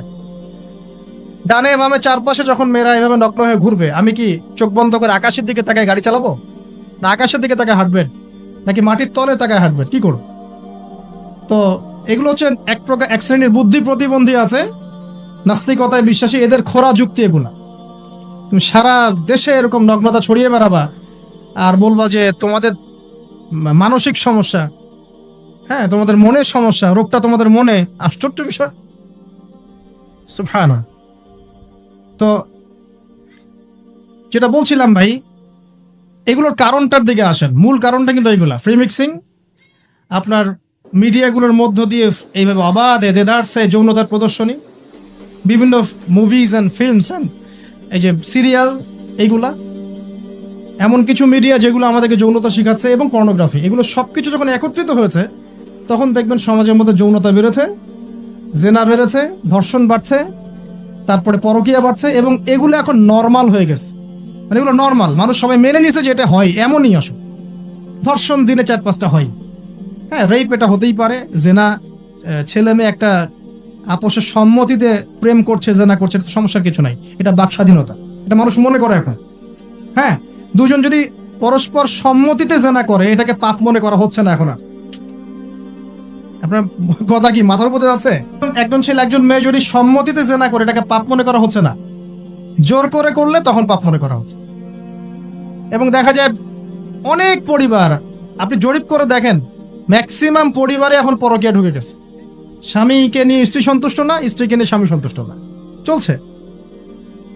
আবার যদি কেউ অনেস্টলি একাধিক বিয়ের দিকে যায়, তখন তাকে আবার সমাজের দিকে খারাপ চোখে দেখা হচ্ছে। দেখা যাবে একটা স্ত্রী আছে বাসায়, কিন্তু বাইরে 10টা মেয়ের সাথে টাঙ্কি মেরে বেড়ায়, কোনো সমস্যা নাই। 10টা মেয়ের সাথে জেনা করে বেড়ায়, কোনো সমস্যা নাই। কিন্তু একটা মেয়েকে যদি বিয়ে করে, তাকে ভরণ পোষণ, তার রেসপন্সিবিলিটি, তার গার্ডিয়ানশিপ, তাকে সম্পত্তির অধিকার, যৌন অধিকার সবকিছু দেওয়ার চেষ্টা করে, তখন সমাজের মানুষ বাঁকা চোখে তাকায় না। এটা কোন যুগে আছেন? এটা আইয়ামে জাহিলিয়াত চলছে এখন। আমরা মক্কাকে আইয়ামে জাহিলিয়াত মনে করেন? মক্কার জাহিলিয়াতের চেয়ে 1000 গুণ বেশি জাহিলিয়াত এখনকার বিশ্বে আছে। কেউ চ্যালেঞ্জ করলে আমার সাথে ডিবেট করতে বলেন, আমি প্রমাণ করে দিব যে মক্কার জাহিলিয়াতের চাইতে 1000 গুণ বেশি জাহিলিয়াত এই যুগে আছে। তবে শর্ত হচ্ছে, এই জাহিলিয়াত প্রমাণ করতে হবে শুধু কোরআন এবং হাদিসের চোখ দিয়ে, অন্য কোনো চোখ দিয়ে চলবে না। তো এই সব কিছুর উপরে আবার একটা বিষয় আছে, সেটা হলো সবসময় আইনের সুশাসন নিশ্চিত হচ্ছে না। সব ধর্ষকের বিচার হচ্ছে না, সব জেনাকারের বিচার হচ্ছে না, মাদকদ্রব্য সবার বিচার হচ্ছে না। আর বিচার হলে আইনের ফাঁকফোকর দিয়ে বেরিয়ে যাচ্ছে। আর সিস্টেম করা আছে, ওখানে একটু খাওয়াবেন, তার নিচে একটু খাওয়াবেন, তারপর এখানে একটু খাওয়াবেন, আস্তে আস্তে সব ফুলে যাবে। আর এগুলো আমরা মেনে নর্মাল, এমনই সিস্টেম, আমরা সবাই মেনেই নিয়েছি, এটাই হয়। এই যে মেনে নেওয়ার ট্রেন্ড, এটা করতে করতে করতে আমরা এখন চরম রকম জাহেলি একটা সমাজে বসবাস করছি। এই সময়ের কসম আল্লাহ পাক আপনাকে করছেন, ওয়াল আসর, সময়ের কসম। মানে কোন সময় আপনি বসবাস করছেন নিজেই চোখ দিয়ে দেখেন। সময়কে চিনতে শিখুন। ইতিহাস পড়তে শিখুন। ইতিহাসের সময়ের যুগে যুগে যারা আল্লাহর আইনের বা আল্লাহর বিধানের বিরোধিতা করেছে ওদের কি পরিণত হয়েছে দেখুন, আর সময়কে মূল্যায়ন করুন। এভাবে আদ সামুদের কথা বললাম, কওমে লুতের কথা বললাম, এই যে কওমে শুআইব একই অবস্থা, মাপে কম দিত, আল্লাহ পাক ভূমিকম্প দিয়ে ধ্বংস করে দিয়েছে, মানুষকে ঠকাতো। শুআইব আলাইহিস সালামের কওম যেভাবে মানুষকে ঠকাতো, এখনকার IMF আর ওয়ার্ল্ড ব্যাংক মানুষকে এইভাবে ঠকায়। এটা আপনি বুঝবেন না যদি ইন্টারন্যাশনাল ইকোনমিক্স মনিটারি সিস্টেম সম্পর্কে পড়াশোনা না করেন। সুদের জালে ফেলে দরিদ্র দেশগুলোকে একদম গলায় রশি ধরে টেনে ফেলে দিবে, হ্যাঁ, সুদের মধ্য দিয়ে, এবং পুরো ওয়ার্ল্ডটাকে এভাবে সাজিয়েছে, এর বাইরে কেউ বেরোতে পারবে না। ইন্দোনেশিয়ার একজন প্রেসিডেন্ট চেষ্টা করেছিলেন বের হওয়ার জন্য, সুকান্ত, আগে হয়তো আছে, নাম পড়ে দেখবেন। তারপরে ওরা ইন্দোনেশিয়াকে ইকোনমিক স্যাংশন দিয়ে দিয়েছে। ইন্দোনেশিয়া আস্তে একটা ভালো অবস্থান থেকে হঠাৎ করে ধাপ করে পড়ে গিয়েছে। যখন টার্কি এখান থেকে বের হওয়ার চেষ্টা করেছে, ওকে স্যাংশন দিয়ে দিয়েছে। ভেনিজুয়েলা যখন বের হওয়ার চেষ্টা করেছে, ওকে স্যাংশন দিয়ে দিয়েছে। মানে এরা শুআইব আলাইহিস সালামের ওই কওমের মতোই,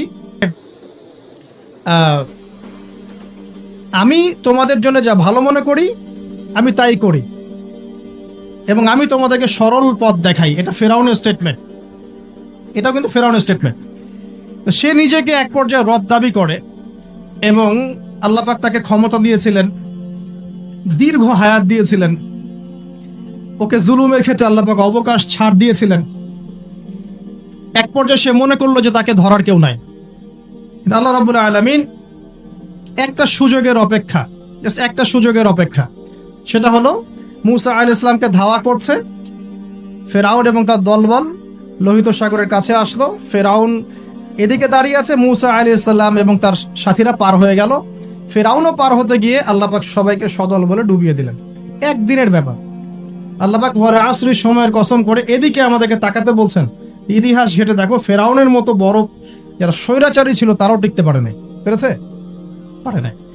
নমরুদের কথা আপনারা জানেন, বিশাল প্রতাপশালী, তাকে আল্লাহ পাক লম্বা হায়াত দিয়েছিলেন। ইব্রাহিম আলাইহিস সালামকে কত পরীক্ষায় না ফেললো, আগুনে পর্যন্ত ফেলেছে।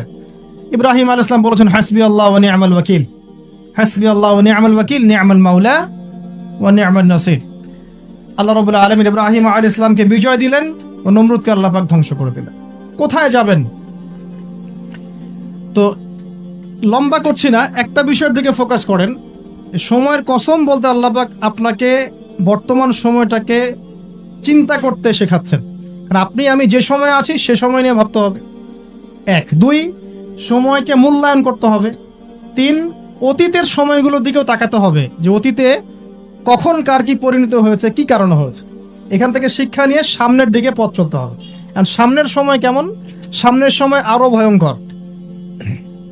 যত দিন যাবে কিয়ামতের যে আলামতগুলো বাকি আছে সেগুলো আস্তে আস্তে চোখের সামনে দেখা যাবে। 10টা বড় বড় আলামত এখনো দেখা যাচ্ছে না, বাকি ছোট ছোট যত আলামত আছে তার 100টার মধ্যে 99টাই দেখা যাচ্ছে। সামনের সময় কেমন বলছিলাম, যে 10টা বড় বড় সাইন দেখা যাচ্ছে না, বাকি 100টার মধ্যে 99টাই দেখা যায়। কি কি দেখা যাচ্ছে কয়েকটা বলি। উঁচু উঁচু বিল্ডিং দেখা যায়, উঁচু উঁচু বিল্ডিং এর প্রতিযোগিতা দেখা যায়। সমাজের নিম্ন শ্রেণীর মানুষ, রাখাল শ্রেণীর মানুষ উঁচু উঁচু অট্টালিকা নির্মাণের প্রতিযোগিতা করছে, দেখা যায়। সমাজের ম্যাক্সিমাম মানুষ এখন সুদ খাচ্ছে, দেখা যাচ্ছে। ছেলেরা মেয়েদের পোশাক পরছে, মেয়েরা ছেলেদের পোশাক পরছে, দেখা যায়। আচ্ছা, সমাজে মেয়েদের সংখ্যা বাড়ছে, ছেলেদের সংখ্যা কমছে, দেখা যাচ্ছে। বেশি থেকে বেশি আল্লাহ পাকের গজব আসছে, আসমানি গজব, জমিনের বালা, বন্যা বলেন, ভূমিধস বলেন, ভূমিকম্প বলেন, জলোচ্ছ্বাস বলেন, দিন দিন বাড়ছে না কমছে? বাড়ছে। মুসলিমদের উপর অমুসলিমদের অত্যাচার বাড়ছে না কমছে? মুসলিম উম্মার বিভক্তি বাড়ছে না কমছে? বাড়ছে। মানুষ আলেম, বড় বড় ওলামায়ে কেরাম যারা আছেন তাদের ইন্তেকাল বেশি হচ্ছে না কম হচ্ছে? ওলামায়ে কেরাম যারা বড় বড় আলেম ওলামা তারা আস্তে আস্তে চলে যাচ্ছেন না? মানুষ অনেক জাহেলকে আলেম মনে করছে না? হ্যাঁ, এমনও কিছু মানুষ মুসলিম সমাজে দিন প্রচার করছে যাদের ফ্রেঞ্চ কাট দাড়ি। আস্তে আস্তে আস্তে আস্তে দেখেন নাই, এমন অনেক মানুষ দিন প্রচার করছে ইসলামে, দাড়ি ফ্রেঞ্চ কাট, মাশাআল্লাহ। এবং সে বলছে যে মানে এটা যে সুন্নাহ, এটা কোরআনে কোথায় আছে? লম্বাধারীর কথা কোরআনে কোথায় আছে? দাড়ি টুপি পাগড়ির মধ্যে ইসলামকে সীমাবদ্ধ করে ফেলেছেন, এই জন্য প্রতিবাদ স্বরূপ সে নিজে আর লম্বা দাড়ি রাখবে না। কি বুঝলেন? আপনারা দাড়ি টুপি এবং পাগড়ি জুব্বার মধ্যে ইসলামকে সীমাবদ্ধ করে ফেলেছেন, এই কারণে সে নিজে আর দাড়ি রাখবে না, ইসলাম প্রচার করে বেড়াচ্ছে। মানুষ ওদের পিছনে ছুটছেও। দেখলাম নারী একজন মহিলা ওয়াজ মাহফিলের স্টেজে উঠে বক্তব্য দিচ্ছে। হ্যাঁ, আশপাশে কিছু মানুষ আছে যাদের আবার দাড়ি টুপিও আছে, তারা বসে বসে আবার শুনছেও লেকচার। হ্যাঁ, তো এই যে সাইন যে আলেমদের মৃত্যু হবে, জাহেলদেরকে মানুষ আলেম মনে করবে, মেয়েদের সংখ্যা বাড়বে, ছেলেদের সংখ্যা কমবে, ছেলেরা মেয়েদের পোশাক পরবে, মেয়েরা ছেলেদের পোশাক পরবে, এগুলো দেখতে পাচ্ছেন না? দেখতে পাচ্ছেন। সময় সংক্ষিপ্ত হয়ে আসছে না? নবীজি বলেছেন একটা বছর চলে যাবে একটা কিসের মতো? মাসের মতো। মাস যাবে সপ্তাহের মতো, সপ্তাহ যাবে একটা দিনের মতো। সময়ের বরকত কমছে না? কমছে। হঠাৎ মৃত্যু বাড়ছে না মানুষের? হঠাৎ মৃত্যু যাচ্ছে, অ্যাক্সিডেন্ট, মরে গেল হঠাৎ। দেখবেন ছোট ছোট বাচ্চা যারা আছে, এই বাচ্চাদের সাথে যৌন সম্পর্ক বাড়ছে না? বাচ্চাদেরকে ধর্ষণ বাড়ছে না? সমাজে এমনি নর্মালি জেনার ধর্ষণ বাড়ছে না? পরিবারের ভাঙনগুলো হচ্ছে না বেশি? ভাঙন বাড়ছে না? পরকীয়া বাড়ছে না? এই যে ভাইয়ে ভাইয়ে দ্বন্দ্ব, সম্পত্তির জন্য বাবার সাথে ছেলের দ্বন্দ্ব, মায়ের সাথে ছেলের দ্বন্দ্ব, প্রতিবেশী খুনাখুনি, এগুলো বাড়ছে না কমছে? সব কিয়ামতের সাইন। আমানতদারিতা উঠে যাচ্ছে না? যে ব্যক্তি মিথ্যাবাদী তাকে সমাজে সত্যবাদী বলা হচ্ছে না? আর যে সত্যবাদী ওকে সমাজে মিথ্যাবাদী বলা হচ্ছে না?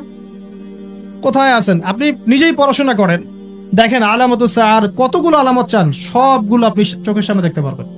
আজকে এটা টপিক না, হলে এটা নিয়ে আমি 2 ঘন্টা কথা বলতে পারবো ইনশাআল্লাহ। কিন্তু 10টা বড় বড় সাইন এখনো আসে নাই। কিরকম? 1, মাসিহুদ দাজ্জাল এসেছে?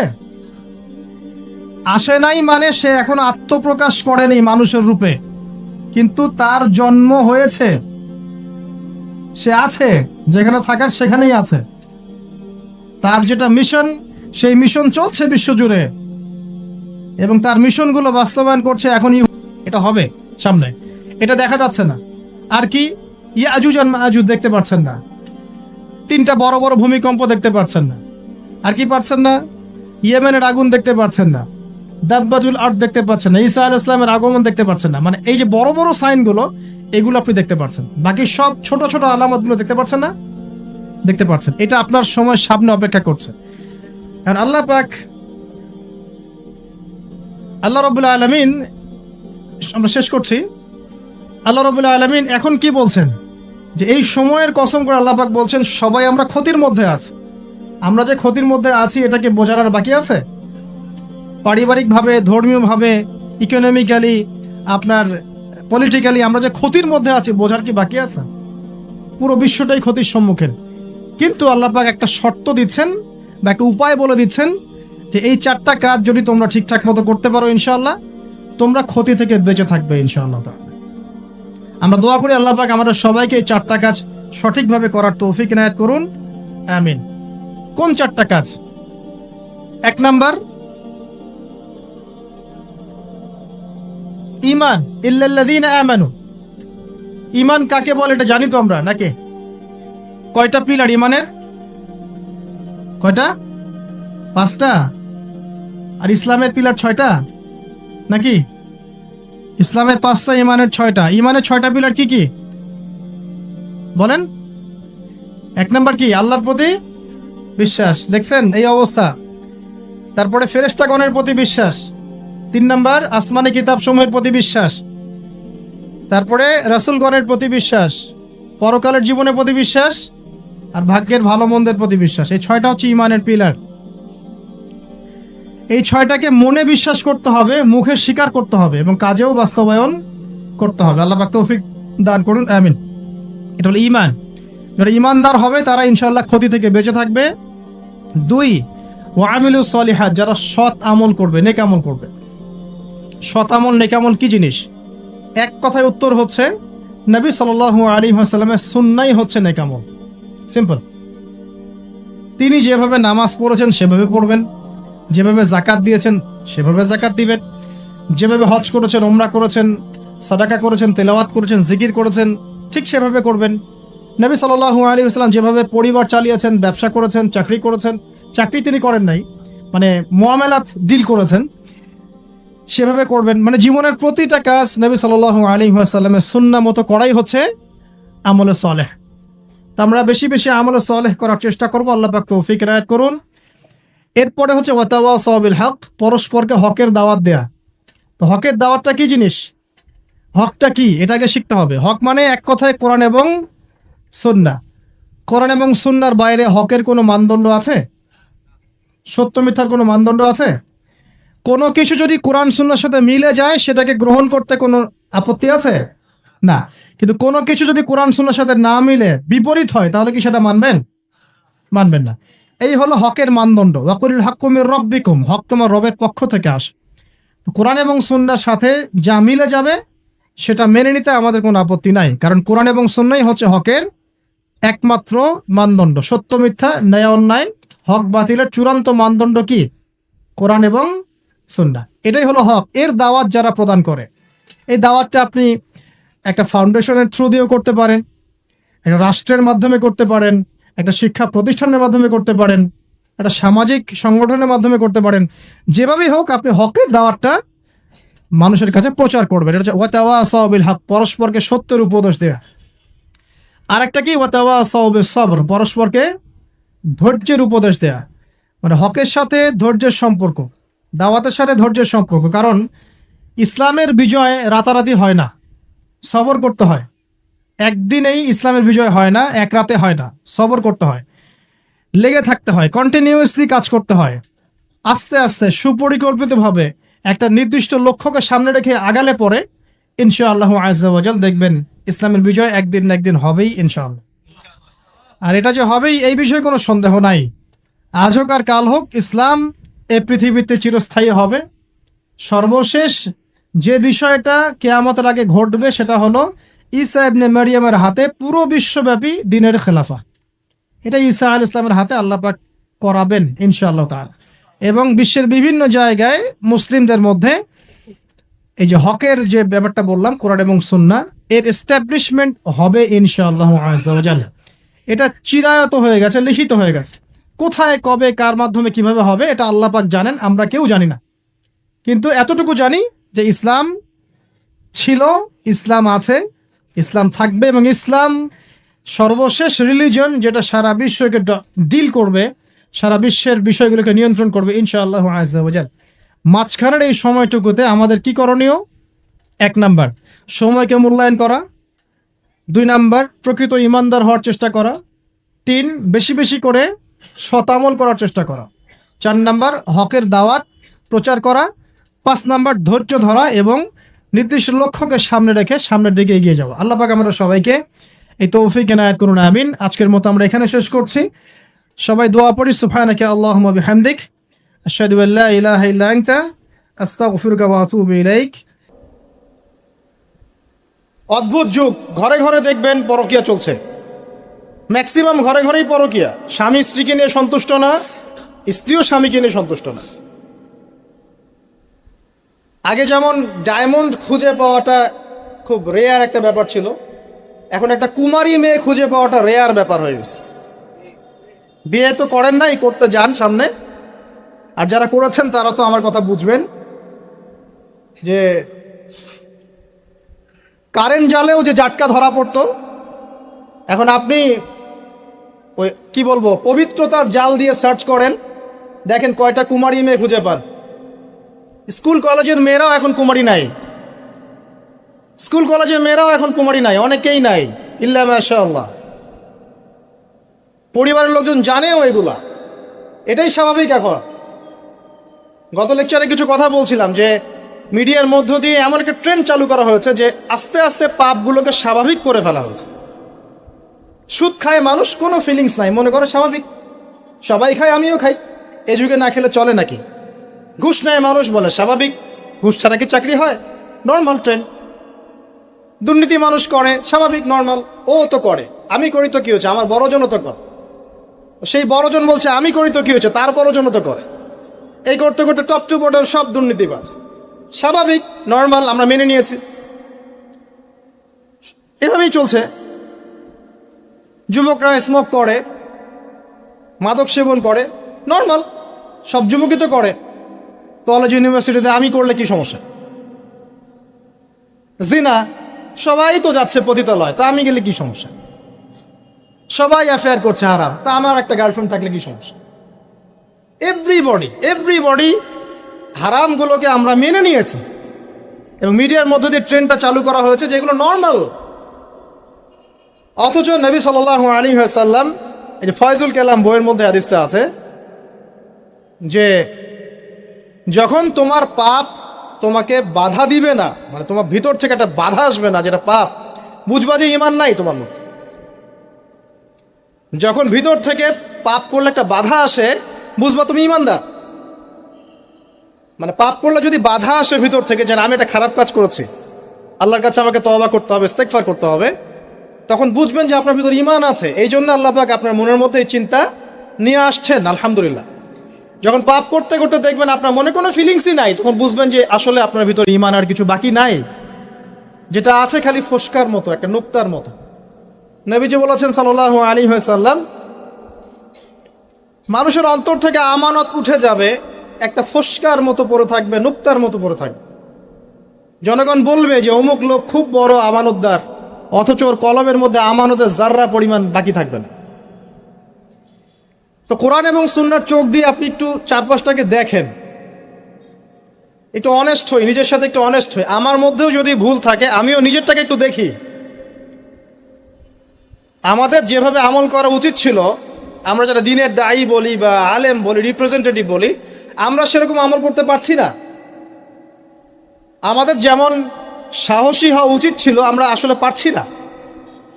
আমাদের যেমন ঈমান, শৌর্য, বীর্য এবং দূরদর্শিতা রাখা উচিত ছিল, আমরা আসলে পারছি না। ধর্মের মধ্যে আপনি দেখেন ম্যাক্সিমাম ধার্মিক দুনিয়াদার হয়ে আছে, দুনিয়ার স্বার্থ আগে, তারপর দিন। যে যার স্বার্থে দিনের কাজ করছে, আবার ঐক্যের স্লোগানও তুলছে। সবাই সবার মতোই দিনের কাজ করছে, আলাদা আলাদাভাবে, আবার সবাই ঐক্যের কথাও বলছে। একজনকে বলেন যে ঠিক আছে আপনারা সবাই মিলে একজন আলেমকে সিলেক্ট করেন যিনি মুসলিমদেরকে লিড দিবেন, দেখেন একজনকে সিলেক্ট করতে পারে কি না। একদিন বলেছিলাম সবাইকে নিয়ে বসে এক কাপ চা খাওয়ান, দেখেন পারেন কি না। কিন্তু মুখে কিন্তু সবাই স্লোগান তুলছি যে আল কোরআনের আলো, ঘরে ঘরে জালো, দুনিয়ার মুসলিম এক হও এক হও, কতই না স্লোগান, প্র্যাকটিক্যাল কোনো ইনিশিয়েটিভ নাই আসলে। কিন্তু আপনি অন দ্য আদার হ্যান্ড দেখেন ইসলামের এগেনস্টে যারা থাকে, আসলে কুফার যারা, মুনাফেক যারা, হ্যাঁ, যারা জায়োনিস্ট, যারা মিথ্যাবাদী সভ্যতার ধারক বাহক, জালেম, এরা দেখবেন ইউনাইটেড। এদের মধ্যে 100টার মধ্যে 90টা বিষয়ে যদি দ্বিমত থাকে, তারপরেও তারা একটা জায়গায় ইউনাইটেড যে ইসলাম এবং মুসলিমকে ডমিনেট করতে হবে। আর আমাদের মধ্যে যদি 100টার মধ্যে 99টা বিষয়ে একমত থাকি আমরা, আর একটা বিষয়ে আমরা যদি দ্বিমত থাকি, আমাদের সেপারেশনের জন্য দ্যাটস এনাফ। এই যুগে আছি আপনি আমি। খেয়াল করে দেখেন, আমরা আইওয়াশ শোডাউনে বেশি বিশ্বাসী। মুসলিমরা আমরা আইওয়াশ করতে বেশি পছন্দ করছি, শোডাউন করতে বেশি পছন্দ করছি। কনস্ট্রাকটিভ কোনো কাজ নাই। আজকে আপনি একটা পোস্ট দিচ্ছেন, কালকে একটা লেকচার দিচ্ছেন। আজকে একটা বই লিখছেন, ঠিক আছে, কালকে হয়তো আপনি অন্য কিছু করছেন, কিন্তু কাজগুলো সব বিক্ষিপ্ত, কনস্ট্রাকটিভ না, যার কোনো লক্ষ্য আছে, সুনির্দিষ্ট লক্ষ্য আছে। সুনির্দিষ্ট লক্ষ্যকে সামনে রেখে মুসলিমদেরকে কাজ করতে হবে। কিন্তু এই দায়িত্ব কে পালন করবে? তরুণ সমাজ এখন মুখিয়ে থাকে এইসবের জন্য, তাদেরকে কে নেতৃত্ব দিবে? তাদেরকে বিষয়গুলো বুঝাবে কে? সিচুয়েশন ব্যাখ্যা করবে কে? আর যদি আপনি 2-4 লাইন বেশি কথা বলা শুরু করেন, তাহলে আপনার গলা বন্ধ করে দেওয়া হবে। আস্তে আস্তে এগুলো সব মেনে নিচ্ছি আমরা, এভাবেই চলছে বিগত 100 বছরে। লাস্ট 100 বছরে, এক বছরে কয় দিন? 365 দিন। এই বিগত 100 বছরে এক একটা করে দিন, এক একটা করে রাত গিয়েছে, উম্মাহ আজকে এই জায়গায় এসেছে। আজকে থেকে 100 বছর আগের উম্মার হিস্ট্রিগুলো পড়ে দেখেন, তারপরে আরও সামনে যান, ওসমানীয় খেলাফতের দিকে যান, তার আগে যান ফাতেমিতে যান, কর্ডোভায় যান, মুঘলে যান, এদিকে আপনার মামলুকে যান, ঠিক আছে, তাবেঈনদের যুগে যান, আব্বাসীয় খেলাফতের যুগে যান, উমাইয়াতে যান, সাহাবীদের যুগে যান, দেখবেন ওই সময়কার মুসলিমদের অবস্থা এমন ছিল না এবং বিশ্বের প্রেক্ষাপটও এমন ছিল না। তো এগুলো নিয়ে ভাবতে হবে, ভাবতে হলে পড়তে হবে, কোরআন পড়তে হবে, হাদিস পড়তে হবে, ইতিহাস পড়তে হবে, অর্থনীতি সম্পর্কে জানতে হবে, পলিটিক্যাল সায়েন্স পড়তে হবে। কে পড়তে চায়? অনলাইনের যুগ, সবাই লেকচার শুনতে চায় এবং লেকচার শোনা জাতি হুজুকে লাফায় বেশি। একজন আলেম একটা কথা বলবে, ওটার পিছনে হুজুকে লাফাবে, আবার দেখবে আরেকজন আলেম তার কাউন্টার একটা দলিল দিয়েছে, এবার এর পিছনে হুজুকে লাফাবে। আসলে কার দলিল কতটুকু অথেন্টিক এ তো জানে না, কারণ এ তো পড়াশোনাই করতে চায় না। আমরা পড়তে চাই কম, লেকচার শুনতে চাই বেশি। আর লেকচার শুনছেন আজকে আপনি এক টপিকে, কালকে আরেক টপিকে, তারপরের দিন আরেক টপিকে, কোনো কনস্ট্রাকটিভ কিছু নাই, মাথাটা বিক্ষিপ্ত। কেমন জানেন? ধরেন যে আমাদের প্রত্যেকের বাসায় একটা করে ডায়েরি আছে। একটা এক্সাম্পল দেই, একটা করে ডায়েরি মনে করেন সবার বাসায় আছে। আর যুগটা এমন যে এই ডায়েরিতে আপনি যাই লিখবেন সবাই দেখতে পারবে, যাদেরকে আপনি অ্যাক্সেস দিবেন সবাই এই লেখাটা দেখতে পারবে। এখন আপনি মনে করেন বাসায় শুয়ে আছেন এসি রুমের নিচে, তা আপনি দেখছেন যে বিশ্বের কোনো জায়গায় মুসলিমকে নির্যাতন করা হচ্ছে, কোনো জায়গায় একটা মেয়েকে রেপ করা হলো, কোনো জায়গায় কি বলবো শিশুদেরকে বোম মেরে হত্যা করা হচ্ছে, কোনো জায়গায় জুলুম হচ্ছে ইত্যাদি। আপনি এগুলো শুয়ে শুয়ে দেখছেন, আপনার ডায়েরিতে আপনি এগুলো দেখছেন। এবার আপনি বিছানায় শুয়ে শুয়ে এগুলো নিয়ে চিন্তা করতে করতে করতে করতে আপনি ফেড আপ যে আসলে কিছু তো করতে হবে, এগুলো তো মেনে নেওয়া যায় না, কিছু একটা তো করতে হবে, কি করুন? তখন লেপটা সুন্দর করে গা থেকে সরিয়ে, যোদ্ধার মতো একদম গা থেকে একদম কম্বলটা সরিয়ে উঠে ডায়েরিটা হাতে নিলেন, নিয়ে লিখলেন যে উম্মার আজকে এই অবস্থা, এই করতে হবে, সেই করতে হবে, এটা করতে হবে, ওটা করতে হবে। ডায়েরি বন্ধ করে রেখে দিলেন, আবার গেলেন। দিস ইজ ফেসবুক, এটাই ফেসবুক। কনস্ট্রাকটিভ কোনো কাজ নাই। আপনি আপনার মতো লিখলেন, শুয়ে পড়লেন, আরেকজনের মতো লিখলো, সে শুয়ে পড়লো, আরেকজন লিখলো, সে শুয়ে পড়লো। এরা ইউনাইটেড না, আর এদেরকে লিড দেওয়ার মতো কেউ নাই। আবার যারা ঐক্যের কথা বলছে এরা ইন্টারনালি ডিভাইডেড।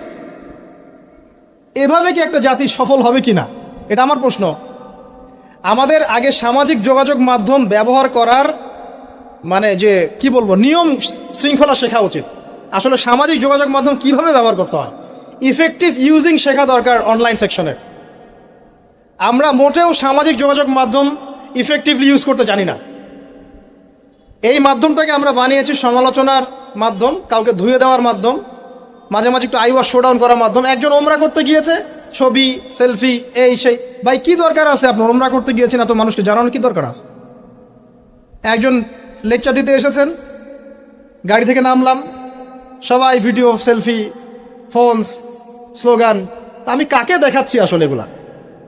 আর এগুলো যাদেরকে দেখাচ্ছি এটা দেখায় আমার লাভটা কি? আসলে আল্লাহ পাক কি আমার এই দেখার মুখাপেক্ষী নাকি?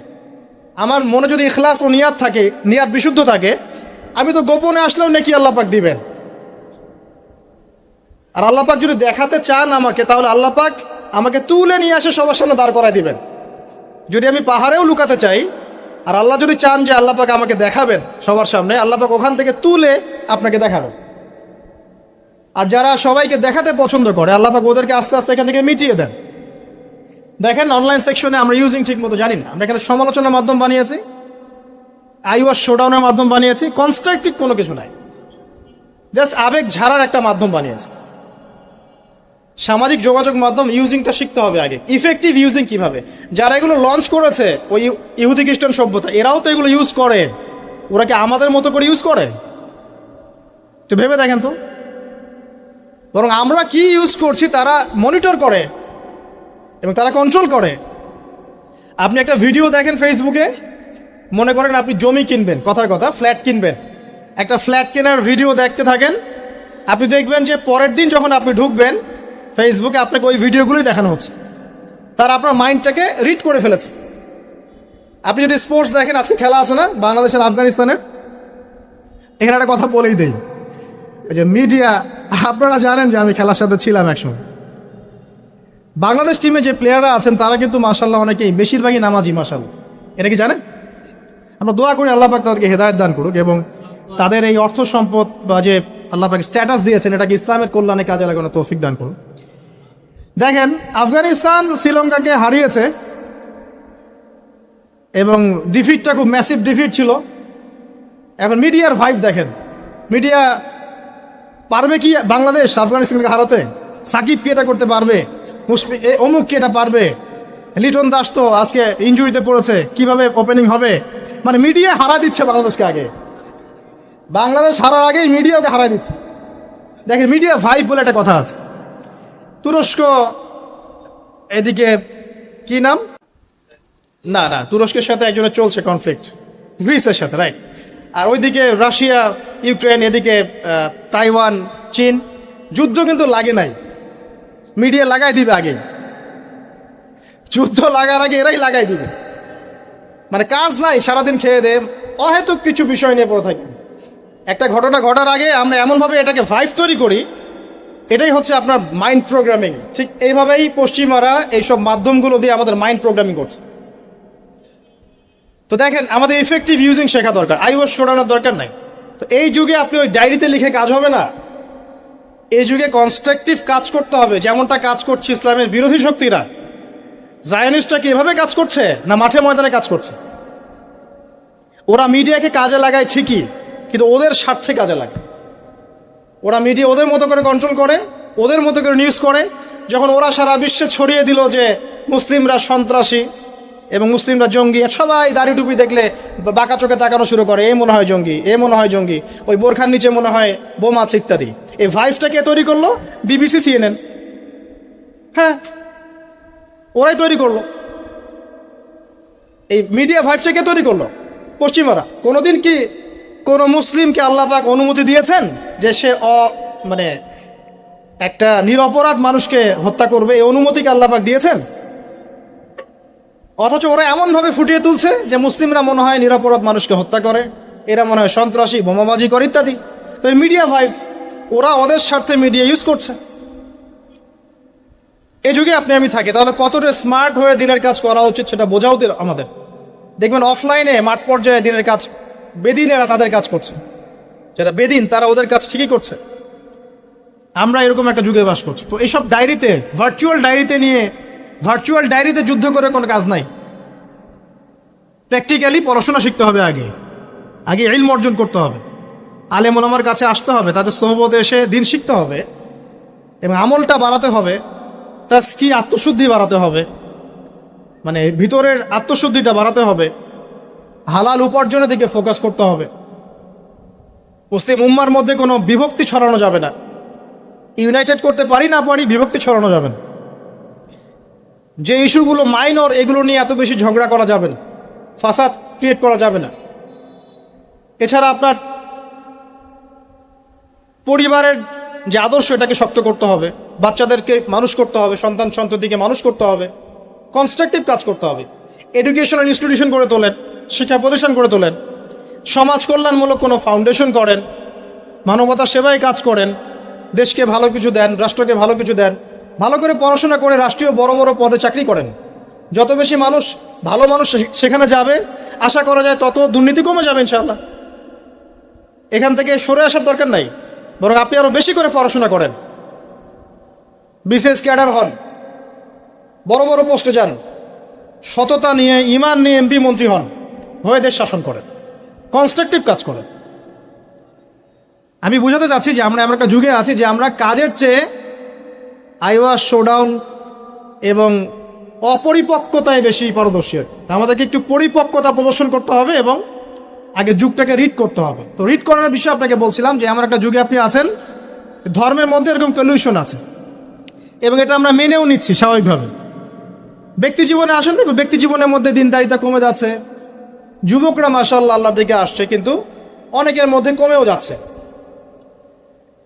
ব্যক্তিগত জীবনে গিয়ে দেখেন যে দিনের জ্ঞান অর্জনকে খুব একটা পরোয়া করছে না, আমলটাকে গুরুত্ব দিচ্ছে ঠিকই, কিন্তু দিনের জ্ঞান অর্জনকে খুব একটা পরোয়া করছে না, হালাল হারাম মেনে চলার ব্যাপারটা পরোয়া করছে না। ঠিক আছে, তারপরে গিয়ে দেখবেন ফ্যামিলিতে গিয়ে দেখবেন ফ্যামিলির মধ্যে বন্ডিংসগুলো কমে যাচ্ছে। ফ্যামিলির মধ্যে যে বন্ডগুলো আগে ছিল শক্ত, এগুলো আস্তে আস্তে কমে যাচ্ছে। ভাইয়ে ভাইয়ে দ্বন্দ্ব, বাবায় সন্তানে দ্বন্দ্ব, মায়ের সন্তানে দ্বন্দ্ব, বোনে মনে দ্বন্দ্ব, স্বামী স্ত্রীতে বিচ্ছেদ, সন্তানরা মানুষ হচ্ছে বাবা মা ছাড়াই। সামাজিক এই যে সামাজিক গঠন একক যেটাকে আমরা বলি পরিবার, এর বন্ডিংসগুলো ভেঙে যাচ্ছে এবং এটাকে আমরা নর্মাল মনে করছি। এখন সোশ্যালি দেখেন, প্রতিবেশীর খোঁজখবর নেওয়ার প্রয়োজন মানুষ মনে করছে না এখন। সমাজের মানুষের পাশে দাঁড়ানোর কথা বলেন, একে অপরের সহযোগিতার কথা বলেন, একটু সহ্য করা বা ছাড় দেওয়ার মানসিকতার কথা বলেন, কেউ ছাড় দিতে চায় না। ছাড় দেওয়ার কোনো মানসিকতা নাই। কে কাকে ডিঙ্গিয়ে সামনে যাবে, কে কার ক্ষতি করে উপরে উঠবে, এগুলো আমাদের ট্রেন্ড হয়ে গেছে। ইকোনমিক লাইফে গিয়ে দেখেন, হালাল হারামের কেউ পরোয়া করছে না। ঘুষ, দুর্নীতি, সুদ এগুলো নর্মাল।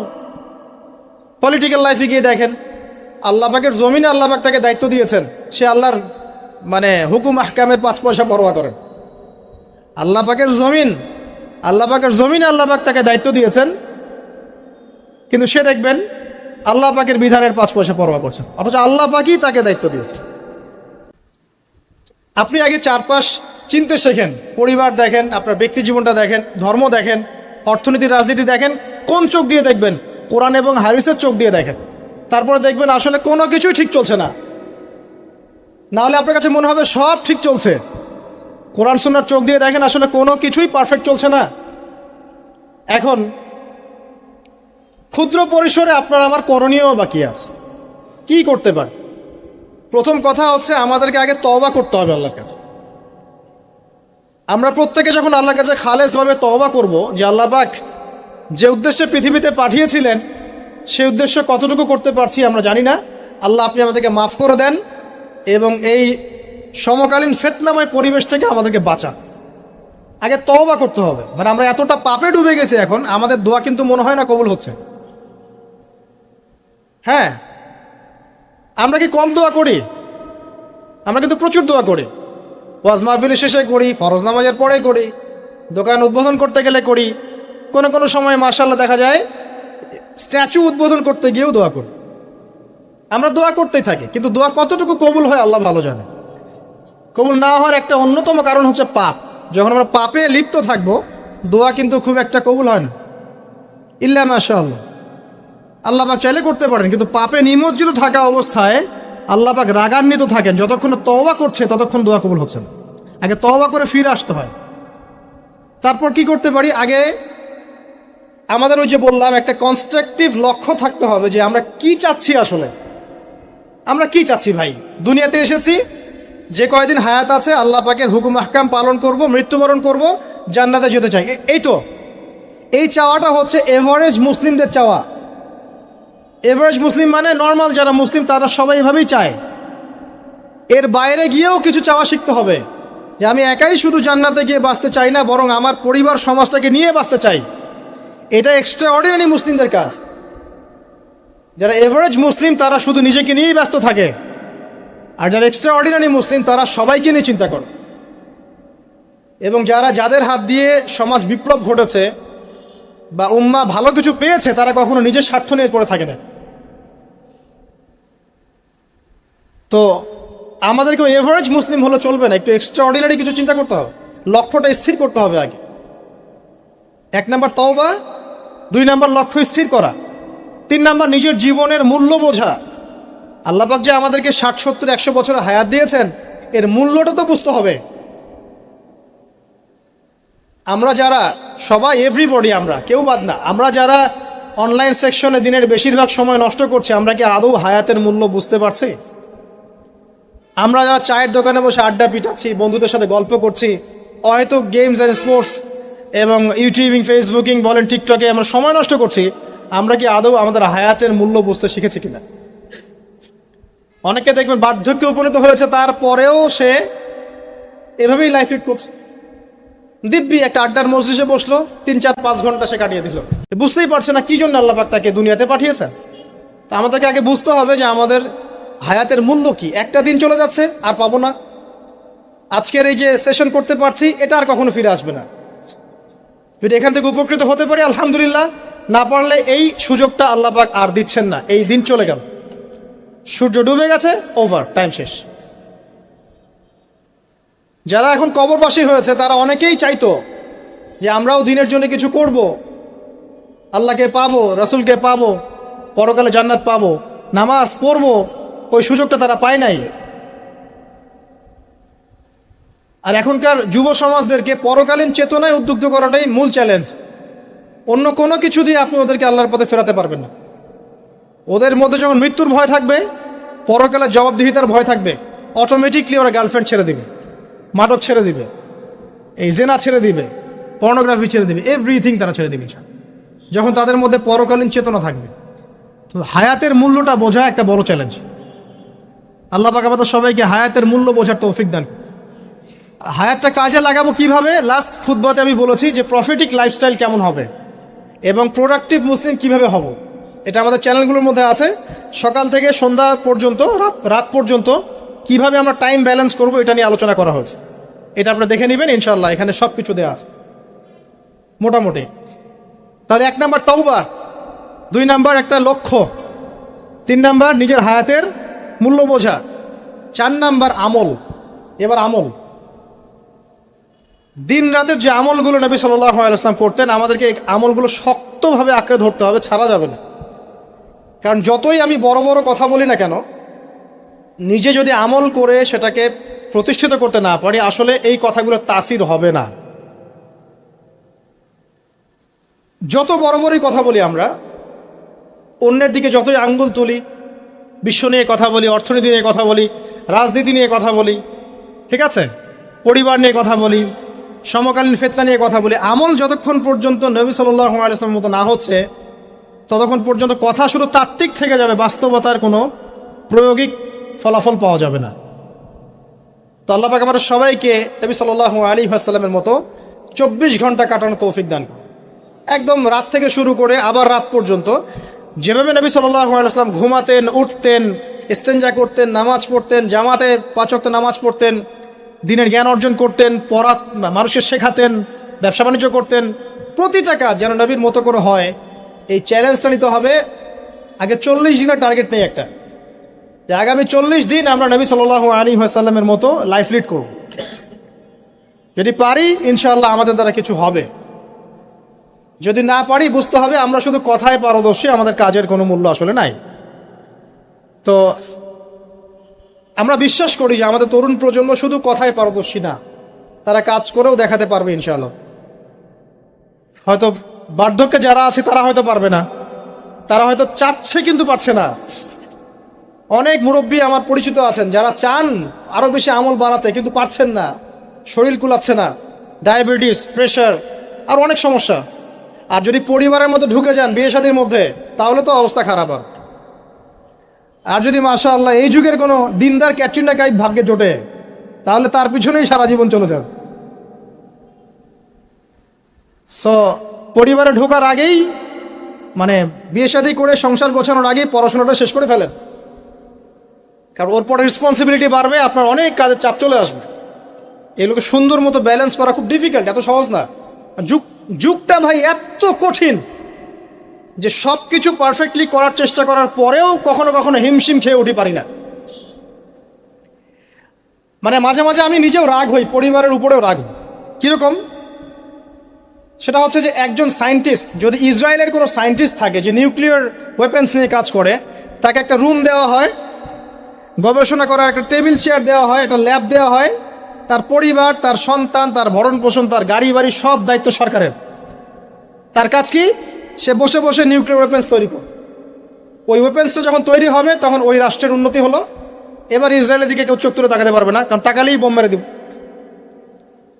আর আমরা যারা দিনের কাজও করি, অনেক সময় দেখা যায় আলেম বা মুফতি বা মুহাদ্দিস বা দায়ী, দেখবে তাদেরকে বাজার করতে হয়, পরিবার মেনটেন করতে হয়, সন্তানের লেখাপড়া দেখতে হয়, তাদেরকে অডিয়েন্স ডিল করতে হয়, মিডিয়া ডিল করতে হয়, মানুষের সমালোচনার অ্যান্সার করতে হয়।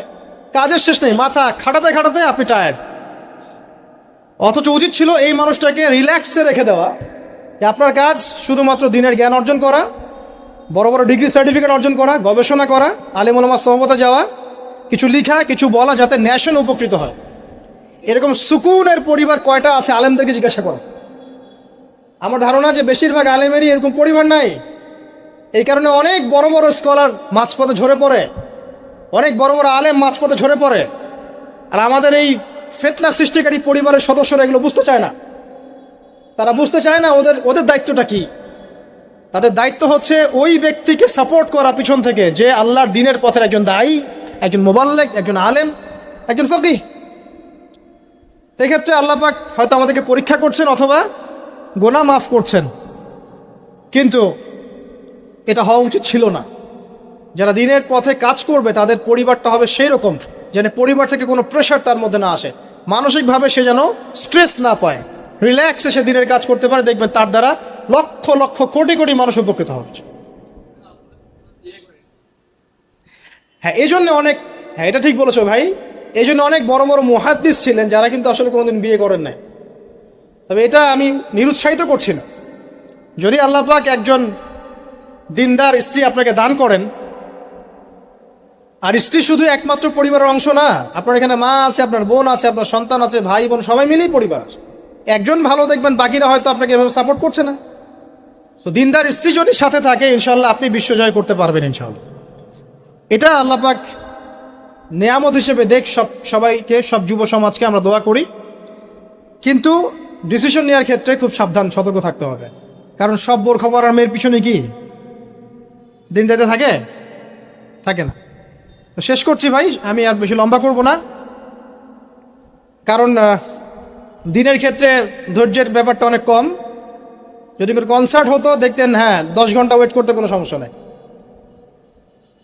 হ্যাঁ, যাত্রা, পালা, গান, কনসার্ট, মুভিজ, এগুলোর জন্য টিকিটের লাইনের পর লাইন দাঁড়িয়ে থাকবে, ঘন্টার পর ঘন্টা আছে। একটা ওয়ার্ল্ড কাপের টিকিটের জন্য 2-3 দিন স্টেডিয়ামের বাইরে দাঁড়া থাকতে পারে মানুষ। খুতবায় নামাজে যদি 5 মিনিট 10 মিনিট টাইম বেশি যায়, ও আর থাকতে পারছে না, অস্থির। মানে ওকে চারপাশ থেকে শয়তান ঘিরে ধরেছে আর কি, এবং চতুর্দিক থেকে শয়তান ওকে ওয়াসওয়াসা দিচ্ছে। চল ব্যবসা আছে, চল বাসায় বউ ডাকতেছে, চল বাচ্চা অসুস্থ, অমুক তমুক, থাকতে পারবো। বাদ দেন। কয়টা বলছি? তওবা, লক্ষ্য স্থির করা, আপনার হায়াতকে কাজে লাগানো। এরপরে বলছি আমলের কথা। আমল যদি পারফেক্ট না হয় তাহলে আসলে আমাদের দোয়াগুলো ঝুলে থাকবে। আমল বেশি বেশি করলে ইনশাআল্লাহ তাআলা আল্লাহ পাকের নৈকট্য অর্জন করা যাবে, আল্লাহ পাকের মারিফত অর্জন করা যাবে ইনশাআল্লাহ। তখন সেই ব্যক্তির দ্বারা দিনের অনেক বড় বড় খেদমত হওয়া সম্ভব ইনশাআল্লাহ তাআলা। আল্লাহ পাক তৌফিক দান করুন। আর আমলের জন্য একটাই মানে নাসিহা আমার, সেটা হলো রাসূল সাল্লাল্লাহু আলাইহি ওয়াসাল্লামের 24 ঘন্টার যে দিন রাত, এই স্টাইলে আমাদেরকে রুটিন করতে হবে। ঘুম, খাওয়া, লেখাপড়া করা, দাওয়াতি কাজ, সব কিছু একদম ওই রুটিন ওয়াইজ। ইনশাআল্লাহ তাআলা দেখবেন আপনার জীবনে বরকত হচ্ছে ইনশাআল্লাহ তাআলা। আমি এমনও সালাফের কথা পড়েছি, আমি নাম এই মুহূর্তে ভুলে গেছি, তিনি যখন দার্স দিয়ে বাসায় ঢুকতেন, এত ব্যস্ত থাকতেন দিনী কাজে, দার্স দিয়ে বাসায় ঢুকতেন, যেই সময়টা তিনি ইস্তেঞ্জা করছেন বাথরুমে, ওই সময়টা তার সন্তান তাকে পড়াশোনাতো বাইরে থেকে। উনি ইস্তেঞ্জা করতে করতে শুনছেন যে তার সন্তান ঠিক পড়ছে কিনা। এইভাবে তারা টাইম ব্যালেন্স করতেন। তো এই যুগে কিন্তু সম্ভব হচ্ছে আমাদের পক্ষে? বিভিন্ন ফিতনা চারপাশে, অতএব শক্ত হতে হবে, দিনের ব্যাপারে শক্ত হতে হবে। আল্লাহ পাক তৌফিক দান করুন।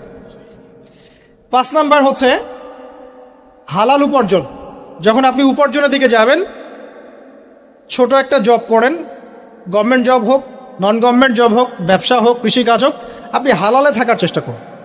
হারাম রিজিকের অনেক প্রলোভন সামনে থাকবে, হারামে যাবেন না, ইনশাআল্লাহ তাআলা দেখবেন আল্লাহ রাব্বুল আলামিন আপনার অল্প রিজিকে বরকত দিবেন ইনশাআল্লাহ। দুনিয়াতে সন্তুষ্ট থাকা শিখতে হয়। অসন্তুষ্ট থাকলে আপনি কখনোই সন্তুষ্ট হতে পারবেন না। আজকে একতলা বাড়ি আছে, কালকে 2 তলা চাবেন। আজকে একটা গাড়ি আছে, কালকে আরেকটা চাবেন। এই চাহিদার কোনো শেষ হবে না। কিন্তু হালাল রিজিকে সন্তুষ্ট থাকলে ইনশাআল্লাহ আল্লাহ পাক এখানেই বরকত দিবে ইনশাআল্লাহ। আল্লাহ পাক আমাদের সবাইকে হালাল রিজিকের ব্যবস্থা করে দিন, এবং আল্লাহ যা দিয়েছেন তাতে সন্তুষ্ট থাকার তৌফিক দান। যুবকরা ব্যবসায় বেশি ফোকাস করতে পারেন, বড় বড় গভর্নমেন্ট জবগুলোতেও ফোকাস করতে পারেন, যেখানে গেলে আপনি সমাজের জন্য কিছু করতে পারবেন। আপনারা প্রশাসনের দিকে ফোকাস করতে পারেন, সেখানে যাওয়ার চেষ্টা করেন, ইমান নিয়ে সেখানে চলার চেষ্টা করেন। বাংলাদেশের যে ফোর্সগুলো আছে এখানে যাওয়ার চেষ্টা করেন, দেশের জন্য কিছু করেন।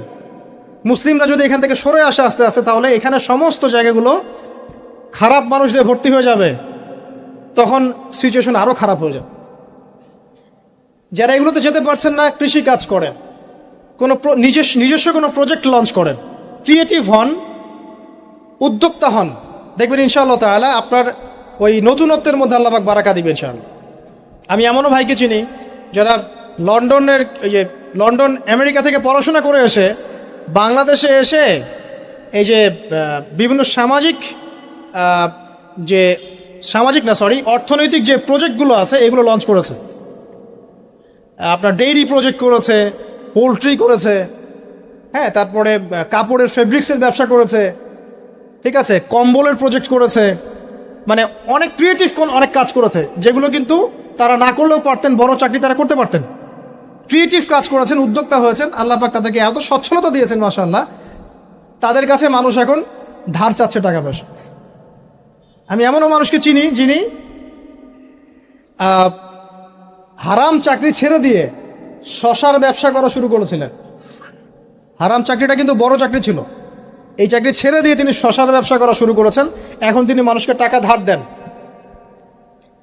আমাদের এখানে এমন একজন ভাই আছেন যিনি সুদের চাকরির সাথে সম্পৃক্ত ছিলেন।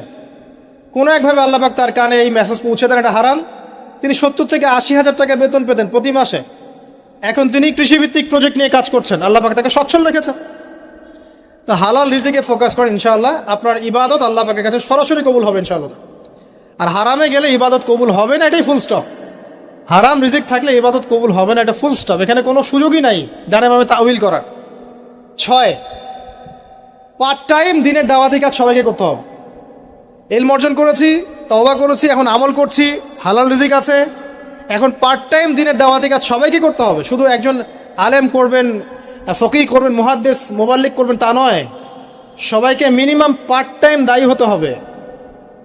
প্রথমে আপনার পরিচিত মহলের মধ্যে, তারপরে পরিবারে, তারপরে আপনার বন্ধু মহলে। আল্লাহ পাক বলার সামর্থ্য দিলে বলবেন, সুন্দর করে লেকচার দিতে বলে দিবেন, লিখতে পারলে লিখবেন। তবে এগুলো ওলামায়ে কেরামের সাথে পরামর্শ ভিত্তিক করলে ভুল হওয়ার সম্ভাবনা কমে আসবে ইনশাআল্লাহ। তবে ভুল হবেই, আর মানুষ ভালো মন্দ বলবেই, গীবত তোহমত অপমান করতেই থাকবে। যদি আপনি দেওবন্দ থেকে পড়ে আসেন এবং এমন একটা ফতোয়া দেন যেটা এক শ্রেণীর মানুষের কাছে মনে হচ্ছে বেদাত, আসলে ওটা বেদাত নয়, তখন সে বলবে, ওই শ্রেণীর মানুষ বলবে লোকটা দেওবন্দ থেকে পড়ে এসে বিভ্রান্ত হয়ে গেছে।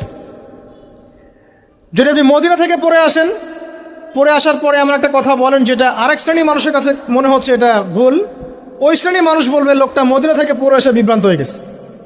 সমালোচনা আপনি অ্যাভয়েড করতে পারবেন না, ডিগ্রি সার্টিফিকেট দিয়েও না। সো দাওয়াতি কাজ করবেন আপনার সাধ্যমতো পরামর্শ ভিত্তিক, তবে কারো সমালোচনায়, গীবতে, আঘাতে ভেঙে পড়বেন না। আপনি যদি আল্লাহ সন্তুষ্টির জন্য কাজ করে থাকেন, আল্লাহ পাক আপনাকে বড় করে দেবে ইনশাআল্লাহু আযজা ওয়া জাল। পার্ট টাইম দাওয়াতি কাজ সবাইকে করতে হবে। আর এর মধ্যে থেকে কিছু মানুষকে আলেম হতে হবে, আলেম হয়ে উম্মার দায়িত্ব গ্রহণ করতে হবে। আল্লাহ পাক তৌফিক ইনায়াত করুন, আমিন। আর দু একটা বলে শেষ করে দেই। এরপরে আপনি পরিবার গঠনের বিষয়ে যাবেন। পরিবারটা এমনভাবে গঠন করেন, এক কথায় আপনাকে হতে হবে ইব্রাহিম আলাইহিস সালামের মতো, আপনার সন্তান হবে ইসমাইল আলাইহিস সালামের মতো, এবং আপনার স্ত্রী হবে হাজারা এবং সারা আলাইহিমা সালাম তাদের মতো। এরকম যদি পরিবার হয় ইনশাআল্লাহ তাআলা আশা করা যায় সমাজের অবস্থা আগামী 10 বছরে এমন থাকবে না, আগামী 20 বছরে এমন থাকবে না ইনশাআল্লাহ তাআলা। আর সবশেষ যে কথাটা বলবো সেটা হলো যে আমাদের সবাইকে এভারেজ চিন্তা করলে হবে না, আল্লাহ পাকের জমিনে দ্বীন ইসলাম প্রতিষ্ঠার চিন্তা থাকতে হবে। আর প্রতিষ্ঠা মানে নিরপরাধ মানুষকে বোম মেরে হত্যা করা নয়। ইসলামের দাওয়াত, তাবলীগ, প্রচার প্রসার, এই বিষয়গুলোকে ছড়িয়ে দেওয়া, এটার জন্য ইউনিটি দরকার। ইউনাইটেড প্ল্যাটফর্ম করতে পারলে খুব ভালো হয়, না পারলেও এখানে বিভক্তি বাড়াবেন না। আপনি আপনার জায়গা থেকে যতটুকু পারেন করেন, এরপর আল্লাহর কাছে ছেড়ে দেন। আল্লাহ পাকের জমিনে দ্বীনের প্রচার প্রসারের জন্য আপনি আপনার জান, মাল, সময়, আপনার শ্রম, আপনার কথা, আপনার কলম, আপনার ইনিশিয়েটিভ সব কিছু দিয়ে একটা স্ট্রাইভ করেন।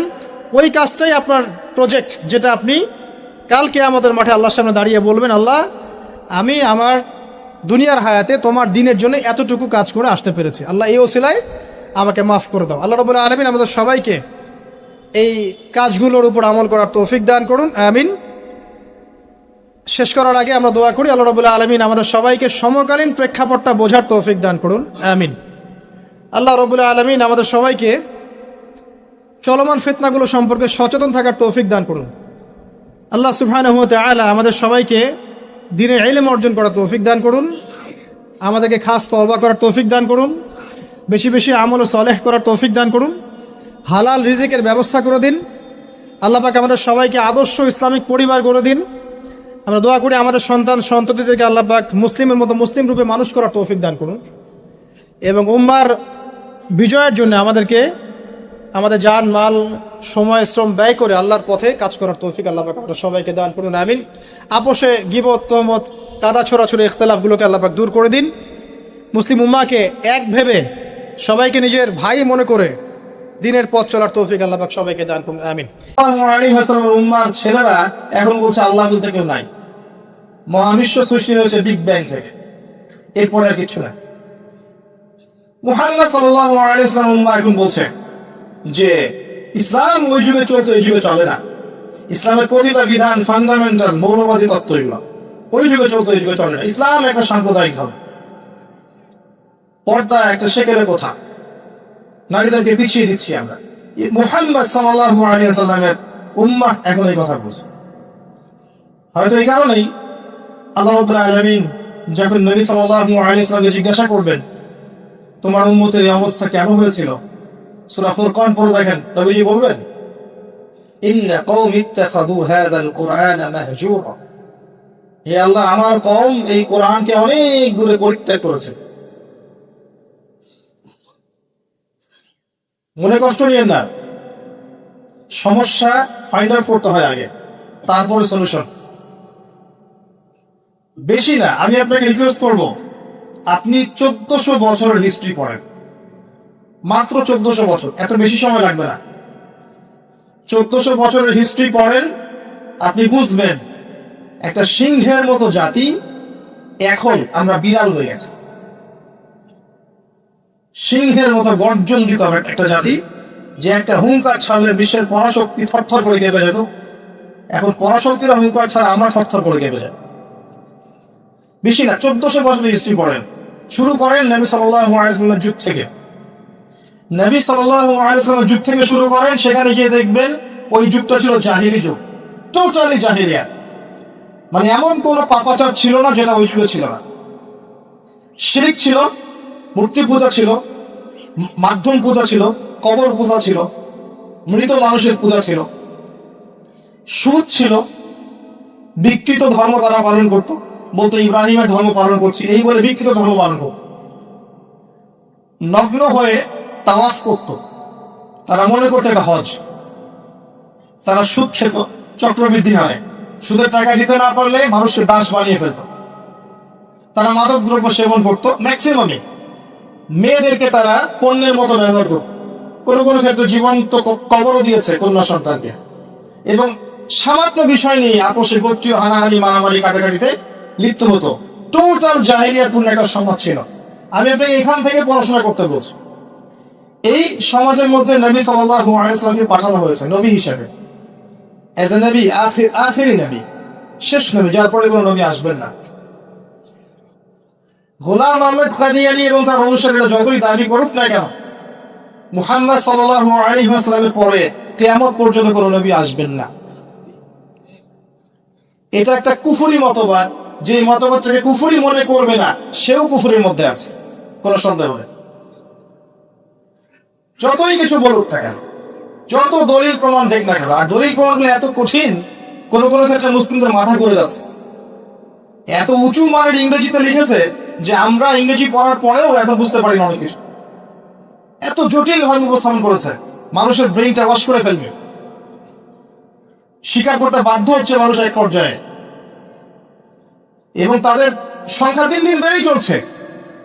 আমরা তো আপোষে হানাহানিতে লিপ্ত আছি না, ছোট ছোট বিষয়গুলোকে নিয়ে ইখতিলাফে আছি না, গীবত, তহমত, পরশ্রী কাতরতা, সমালোচনা, অহংকারের সংস্কৃতি লালন করছি না। এই ফাঁকে এদের সংখ্যা দিন দিন বেড়ে গেছে। লক্ষ লক্ষ মানুষ খ্রিস্টান হয়ে গেছে বাংলাদেশে।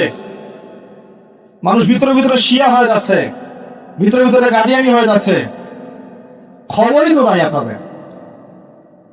আমরা পড়ে আছি কে কোন শব্দ ইউটিউবে বলেছে, ওকে কেমন করে ধোলাই করা যাবে, এটা নিয়ে ব্যস্ত আছে। নিজের ভাই যদি কোনো ভুল করে, ধরে নিলাম গুলি করে, নিজেরই ভাই, আপন ভাই, তাকে কি আপনি পাবলিকের সামনে ন্যাংটা করে দিবেন? এই কাজ করছে এখন আমাদের দেশের মানুষ। বাদ দেন, এটা টপিক না। আমরা এই বিষয়গুলোতে যতদিন লিপ্ত আছি, এর মধ্যে ইসলামের বিরুদ্ধে যে পরাশক্তিরা আছে, এর এত উঁচু জায়গায় চলে গেছে যে ওরা চাচ্ছে মুখের ফুৎকার দিয়ে ইসলামকে নিভিয়ে ফেলতে। আল্লাহ পাক কোরআনে এটা বলেছে, ইউরিদুনা লিইউতফিউ নূরাল্লাহি বিআফওয়াহিহিম, তারা চায় মুখের ফুৎকার দিয়ে ইসলামকে নিভিয়ে ফেলতে। আল্লাহু ইউতিম্মু নূরাহ, কিন্তু আল্লাহ পাক তার নূরকে প্রজ্বলিত করবেন। ওয়ালাউ কারিহাল কাফিরুন, যদিও কাফেররা এটা পছন্দ করে না। হুয়াল্লাযী আরসালা রাসূলাহু বিল হুদা, তিনি সে আল্লাহ যিনি তার রাসূলকে পাঠিয়েছেন হেদায়েত সহকারে, ওয়া দীনিল হক, সত্য দ্বীন সহকারে, ইসলাম সহকারে। কেন পাঠিয়েছেন? লিইয়ুযহিরাহু আলা দ্বীনি কুল্লি, যাতে করে আল্লাহর দ্বীন অন্য সমস্ত দ্বীনের উপর বিজয় লাভ করতে পারে, এই জন্য পাঠিয়েছেন। ঘরের কোনায় তাসবিহ দেবার জন্য দ্বীন পাঠানো হয় নাই, সমস্ত দ্বীনের উপর ইসলাম বিজয়ী হবে, আল্লাহ পাক এই জন্য দ্বীন পাঠিয়েছেন। ওয়ালাউ কারিহাল মুশরিকুন, যদিও মুশরিকরা এটা পছন্দ করবে না। নবী সাল্লাল্লাহু আলাইহি ওয়াসাল্লামের সময় থেকে আপনাকে আমি করতে বলছি, এই জাহেলিয়াতে কোন সমাজটাকে নবী সাল্লাল্লাহু আলাইহি ওয়াসাল্লাম সংস্কার করেছেন মাত্র 23 বছরে। কত বছর? 10 বছর মক্কায়, 13 বছর মক্কায় আর 8 বা 10 বছর মদিনায়, ইন টোটাল 23 বছর। এই 23 বছরে নবী সাল্লাল্লাহু আলাইহি ওয়াসাল্লামের কাছে আল্লাহর ওহী এসেছে। ওহী মানে কি? প্রত্যাদেশ। যখন তাওরাত এসেছিল ওটাই ছিল হক, সত্য মিথ্যা চূড়ান্ত মানদণ্ড। জাবুর যখন এসেছে ওটাই ছিল হক। ইনজিল যখন এসেছে ওটাই ছিল হক। যখন কোরআন এসেছে তখন কিয়ামত পর্যন্ত সত্য মিথ্যা, ন্যায় অন্যায়, হক বাতিলের অন্য কোনো মানদণ্ড আছে? নাই। কোরআনের সাথে একটা ব্যাখ্যা আছে, নবীর হাদিস। এই দুইটাকে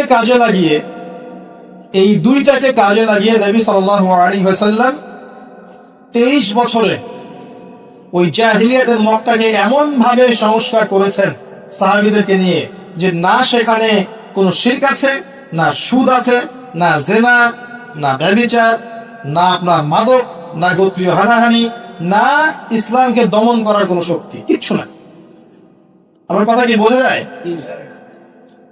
বুঝতে হলে খিদির হতে হবে।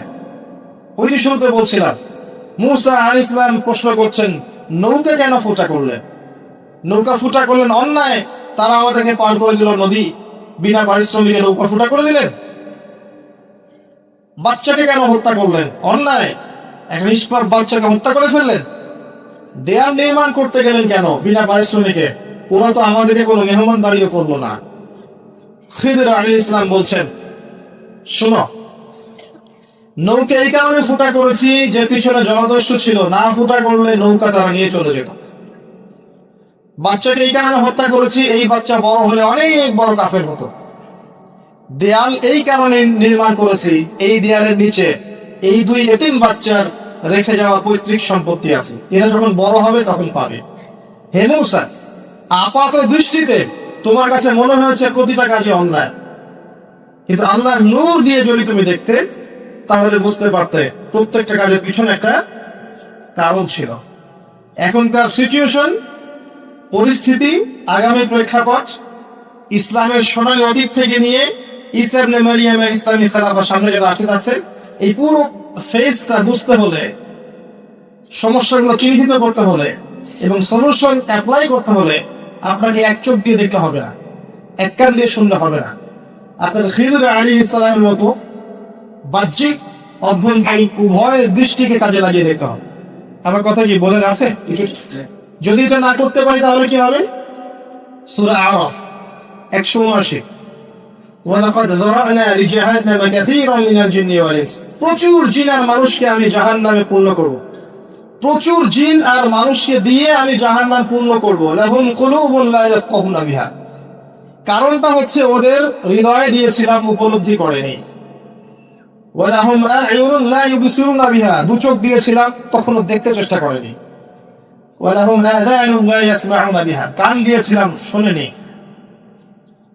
চোখ দিয়েছিলাম দেখেনি, কান দিয়েছিলাম শুনেনি, হৃদয় দিয়েছি উপলব্ধি করেনি। কেন করেনি? কারণ উলাইকা কাল আনআম, এরা হচ্ছে গবাদি পশু, just like cattles, sheeps and goats and cattles. এরা গবাদি পশু। উলাইকা কাল আনআম বাল হুম আদাল, বরং তার চেয়ে তারা নিকৃষ্ট।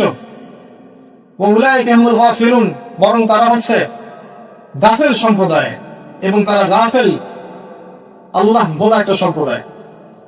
এটা একটা কারণ জাহান্নামে যাওয়ার। পরিস্থিতি বুঝতে হলে আপনাকে খিদির হতে হবে। আর এই গল্পটা কোন সূরা আছে বলছিলাম? সূরা কাহফ। যারা সূরা কাহফের উপর গভীর জ্ঞান অর্জন করবেন, গবেষণা করবেন, ইনশাআল্লাহ তারা মসিহুদ দাজ্জালের ফিতনা থেকে বেঁচে থাকবে। নবী সাল্লাল্লাহু আলাইহি ওয়াসাল্লাম বলেছেন, কিয়ামতের আগে মসিহুদ দাজ্জালের মতো ভয়ঙ্কর ফিতনা ইতিহাসে কখনো আসেও নি, আসবে না। আমি যতগুলো সমস্যার কথা বললাম মুসলিম উম্মাহ, হোক সেটা আপনার বিভক্তি, হোক সেটা আপোষ ইখতিলাফ, অভ্যন্তরীণ ঐক্য বিনষ্ট করা, হোক সেটা আমাদের ক্ষমতা চলে যাওয়া, হোক সেটা অর্থনৈতিক দাসত্ব, হোক সেটা বেহায়াপনা, হোক সেটা মুসলিম যুবকদের আজকে পথ ভোলা পরিণতি, হোক সেটা আমাদের মা বোনদের অশ্লীলতা, হোক সেটা ইসলামের পরাশক্তির কাছে আমাদের ডমিনেশন, যত প্রবলেম বললাম বা যত প্রবলেম বলা সম্ভব, সমস্ত সমস্যাগুলোকে একসাথে, আর আল্লাহর নূর না আসলে আপনি ফেদির হতে পারবেন। কখন নূর আসবে? যখন আপনি পরিশ্রম করবেন পড়াশোনায়, আপনি পড়াশোনা করবেন। কারণ প্রথম যে কাজ আল্লাহ পাক করেছেন আদম আলাইহিস সালামকে সৃষ্টি করার পর, সেটা হলো ওয়াল্লামা আদামা আল আসমাআ কুল্লাহা। আল্লাহ পাক আদম আলাইহিস সালামকে সমস্ত নাম শিক্ষা দিয়েছেন, জ্ঞান শিক্ষা দিয়েছেন। আল্লামাল ইনসান মা লাম ইয়ালাম, মানুষকে সেই জ্ঞান শিক্ষা দিয়েছেন যা মানুষ জানতো না। আবার আল্লাহ রাব্বুল আলামিন প্রথম সৃষ্টির মধ্যে কলম সৃষ্টি করেছিলেন এবং কলমকে বলেছেন লিখো। উক্তুব, কলম বলেছিল মাযা আক্তুব, আমি কি লিখবো? আল্লাহ বলেছেন কিয়ামত পর্যন্ত যা হবে লিখে ফেল। এই হলো পড়া আর লেখা। এমনকি আমাদের নবীকে আল্লাহ পাক প্রথমে বলেছেন ইকরা, পড়ুন।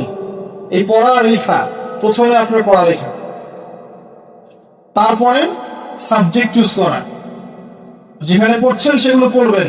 পাশাপাশি কোরআন, হাদিস, হিস্ট্রি, ইসলামিক অর্থনীতি, সিরাত, জিওপলিটিক্স, এই সাবজেক্টগুলো পড়তে হবে। পড়াশোনা করে ডিগ্রি অর্জন করলেই নূর আসবে না। অনেক বড় ডিগ্রি সার্টিফিকেট অর্জন করেছেন দারুল উলুম থেকে হোক, কেমব্রিজ থেকে, অক্সফোর্ড থেকে, হার্ভার্ড থেকে, বাট আপনার মনের মধ্যে হিংসা আছে, বিদ্বেষ আছে, পরশ্রীকাতরতা আছে, অহংকার আছে, আপনার মনে নূর আসবে না। আগে মনটাকে এগুলো থেকে পবিত্র করতে হবে। মনে হিংসা রাখা যাবে না, বিদ্বেষ থাকবে না, পরশ্রীকাতরতা থাকবে না, রিয়া থাকবে না, অহংকার থাকবে না, বরং আত্মসমালোচনা থাকবে।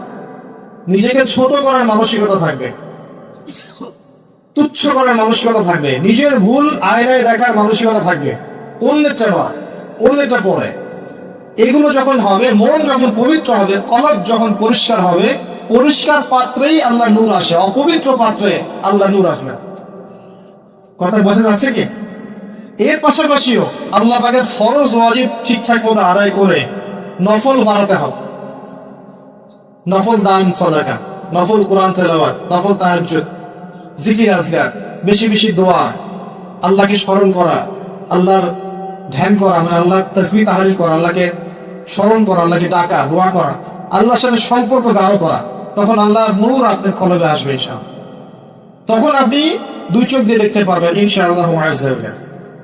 এবার আসেন, যখন এভাবে আপনাকে দেখতে বললাম, আপনি খেয়াল করে দেখবেন নবী সাল্লাল্লাহু আলাইহি ওয়াসাল্লাম তার দায়িত্ব পালন করার পরে আবু বকর সিদ্দিক রাদিয়াল্লাহু আনহুর খেলাফতে আমরা কি আমাদের শক্তি হারিয়েছিলাম? আমাদেরকে অধঃপতন হয়েছিল না? ইসলাম আরো দূর পর্যন্ত এগিয়ে গেছে। কোনটা? ওমর ইবনে খাত্তাবের সময় আমরা কি আমাদের ক্ষমতা হারিয়েছিলাম? আমাদের নৈতিকতা হারিয়েছিলাম? আমাদের শক্তি কমে গিয়েছিল না আরো বেড়েছে? উসমান রাদিয়াল্লাহু আনহুর সময় কমেছে না বেড়েছে? আলী ইবনে আবি তালেব বেড়েছে না কমেছে? এরপরে চলেছে দীর্ঘদিন উমাইয়া খেলাফত, উমাইয়া খেলাফতের সময় আমরা কি এরকম নতজন মানসিকতা ছিলাম, না সিংহ ঘোষ ছিলাম? এরপরে আব্বাসীয়রা শাসন করেছে দীর্ঘদিন দীর্ঘদিন, তখন কি আমরা নতজন মানসিকতা ছিলাম? হ্যাঁ, এই খেলাফতের সময় যখন আমাদের মধ্যে দুনিয়া প্রেম ঢুকে যায়, তখন আল্লাহ পাক আমাদের উপরে একটা বহিঃশত্রুকে চাপিয়ে দিয়েছিলেন, তার নাম তাতারি এবং মঙ্গোলিয়ান থেকে তারা এসেছে। হালাকুফার নাম শুনেছেন? নাম শুনেছেন? 40 দিনের মধ্যে বাগদাদকে সে ম্যাসাকার করে ফেলেছে। উইদিন 40 days বাগদাদ ওয়াজ ডিস্ট্রয়েড, একদম শেষ। কথিত আছে, আমি রেফারেন্সটা এখন দিতে পারছি না, আমার কাছে রেফারেন্সের বইও নাই হাতে, আমি কোথাও পড়েছিলাম। কথিত আছে যখন এই হালাকুফ খারা বাগদাদ আক্রমণ করছিল, তখনও এক শ্রেণীর মুসলিমরা বসে তর্ক করছিল যে কাঁকড়া খাওয়া হালাল না হারাম। কথা কি বুঝতে পারছেন? যখন ওরা আক্রমণ করছিল এবং বাগদাদকে ধ্বংস করে দিচ্ছিল এবং তারা প্রচন্ড উগ্র ছিল, ওই সময়কার আলেম ওলামারা অনেকে বলতেন এরা হচ্ছে ইয়াজুজ আর মাজুজ, মনে করতেন এটা ঠিক না, আমরাও জানি, কিন্তু ফাসাদ ছড়িয়েছে তারা ওদের মধ্যে। ওই সময়ও কিছু কিছু মানুষ বসে বসে তখন গবেষণা করছে কাঁকড়া খাওয়া হালাল না হারাম। বলেন তো তখন কোনটা মৌলিক কাজ ছিল? তাদেরকে প্রতিহত করা, না এই মাসআলাগুলো নিয়ে ঝগড়া করা? প্রতিহত করা। এখন এই বিশ্বের দিকে তাকান, ওই মঙ্গোলিয়ানরা যা করছে পশ্চিমারা কি তাই করছে না? আপনি তাকান Afghanistan, Iraq, Libya, Syria, Palestine, যে কোনো দিকে তাকান, তারা কি সেই কাজই করছে না? এখনো আমরা মারামারি করছি, হাতটা বাঁধবেন কোথায়, পায়ে বা কিভাবে লাগাবেন, কিনে আঙ্গুল নাকি গোড়ায় গোড়ায়? মাশাআল্লাহ। আবার তর্ক করছি এমন এমন বিষয়গুলো নিয়ে যে বিষয়ে তর্কের কোনো শেষ নাই, কিন্তু কোনো শেষ আছে? আজ পর্যন্ত একটা সলিউশন আসতে পেরেছে না, বরং ইসলামের এই বৈচিত্র্যটাই সুন্নাত, তাই নয় কি? ইসলাম তো বৈচিত্র্য নয়, ইসলামে একটা আমলের বিভিন্ন ক্ষেত্র থাকতে পারে। ইসলাম চির নতুন, চির প্রাচীন, চির রঙিন, ইসলামের মধ্যে ভেরিয়েশন আছে না? এবং প্রত্যেকের স্বতন্ত্র দলিল আছে না? দলিল আছে। এখন আমরা কি ওদের কাজই করছি না? আমি ওদের বুঝাতে পারছি না। ভিতরের দিকে তাকিয়ে দেখেন, ঐক্যের বালাই নাই আমাদের, ঐক্যের কোনো বালাই নাই। যে ঐক্যের কথা বলবে তাকে বলা হচ্ছে কানে কানে ফিসফিস করে বলেন, যদি শয়তান শুনে ফেলে সমস্যা আছে। এই শব্দটা এত ডেঞ্জারাস, শয়তান যদি শুনে যে ঐক্য, মুসলিমদের ঐক্য, তাহলে শয়তান ওর সমস্ত শক্তি অ্যাপ্লাই করবে। চুপ করে বলেন, কানে কানে বলেন। মুসলিমদের সালাতের দিকে আনার, নামাজি বানানোর এই যে মেহনত, সবাইকে মেহনত করছে, বরং যারা করছে ওদেরকে তো বিতর্কিত করছেন। যে বেচারারা নামাজের মেহনত করছিল ওদেরকেও তো বিতর্কিত করছে মানুষ। কোরআন একটা বেসিক জিনিস যে মানুষকে শেখাতে হবে, মুসলিমরা সবাই কোরআন পড়া শিখবে। আমরা কি আরো সবাইকে কোরআন পড়া শেখানোর কোনো সিলেবাস করতে পারলাম? এটা করার দায়িত্ব কাদের ছিল? উপরে নয়? প্রত্যেকটা মুসলিমের কোরআন তেলাওয়াত করা শিখে সমস্যা হবে খুব? আমরা পিছিয়ে পড়বো নাকি আমরা উগ্র হয়ে যাবো? কোরআন পড়া শিখে আমি সন্ত্রাসী হয়ে যাবো? সমস্ত মুসলিমরা, অমুসলিমদের কথা বাদ দেয়, সমস্ত বালেগ মুসলিমরা নামাজের সময় নামাজ পড়বে, নামাজের সময় 5 ওয়াক্ত নামাজ পড়বে, ও কি সন্ত্রাসী হয়ে যাবে? জঙ্গি হয়ে যাবে? এই বেসিক কাজ। মুসলিমরা হালাল খাবে, হারামে যাবে না। মুসলিম মেয়েরা পর্দা করবো, অমুসলিম মেয়েরা কি করে না করে সেটা দেখার আমার দরকার, ওটা দিকে আমি চোখ দিচ্ছি। ওদের রিলিজন ওরা ওদের মতো করে পালন করবে, আমরা ফোর্স করবো না। লা ইকরাহা ফিদ্দীন, কোন জবরদস্তি আছে? মুসলিম মেয়েরা বাইরে গেলে পর্দা যাবে, সমস্যা? এখন মনে করেন এরকম কোন লস নাই, আর লস থাকার কথাও না, কারণ এটা এখন গ্লোবাল প্রেক্ষাপটে আপনি এটাকে ইসলামিক স্টেট বলতে পারেন, ঠিক আছে, ল নাই। আমি অ্যাজ এ ফ্যামিলি মেম্বার, বাড়ির কর্তা হিসেবে আপনি করতে পারেন না, করলে কি সমস্যা? আমি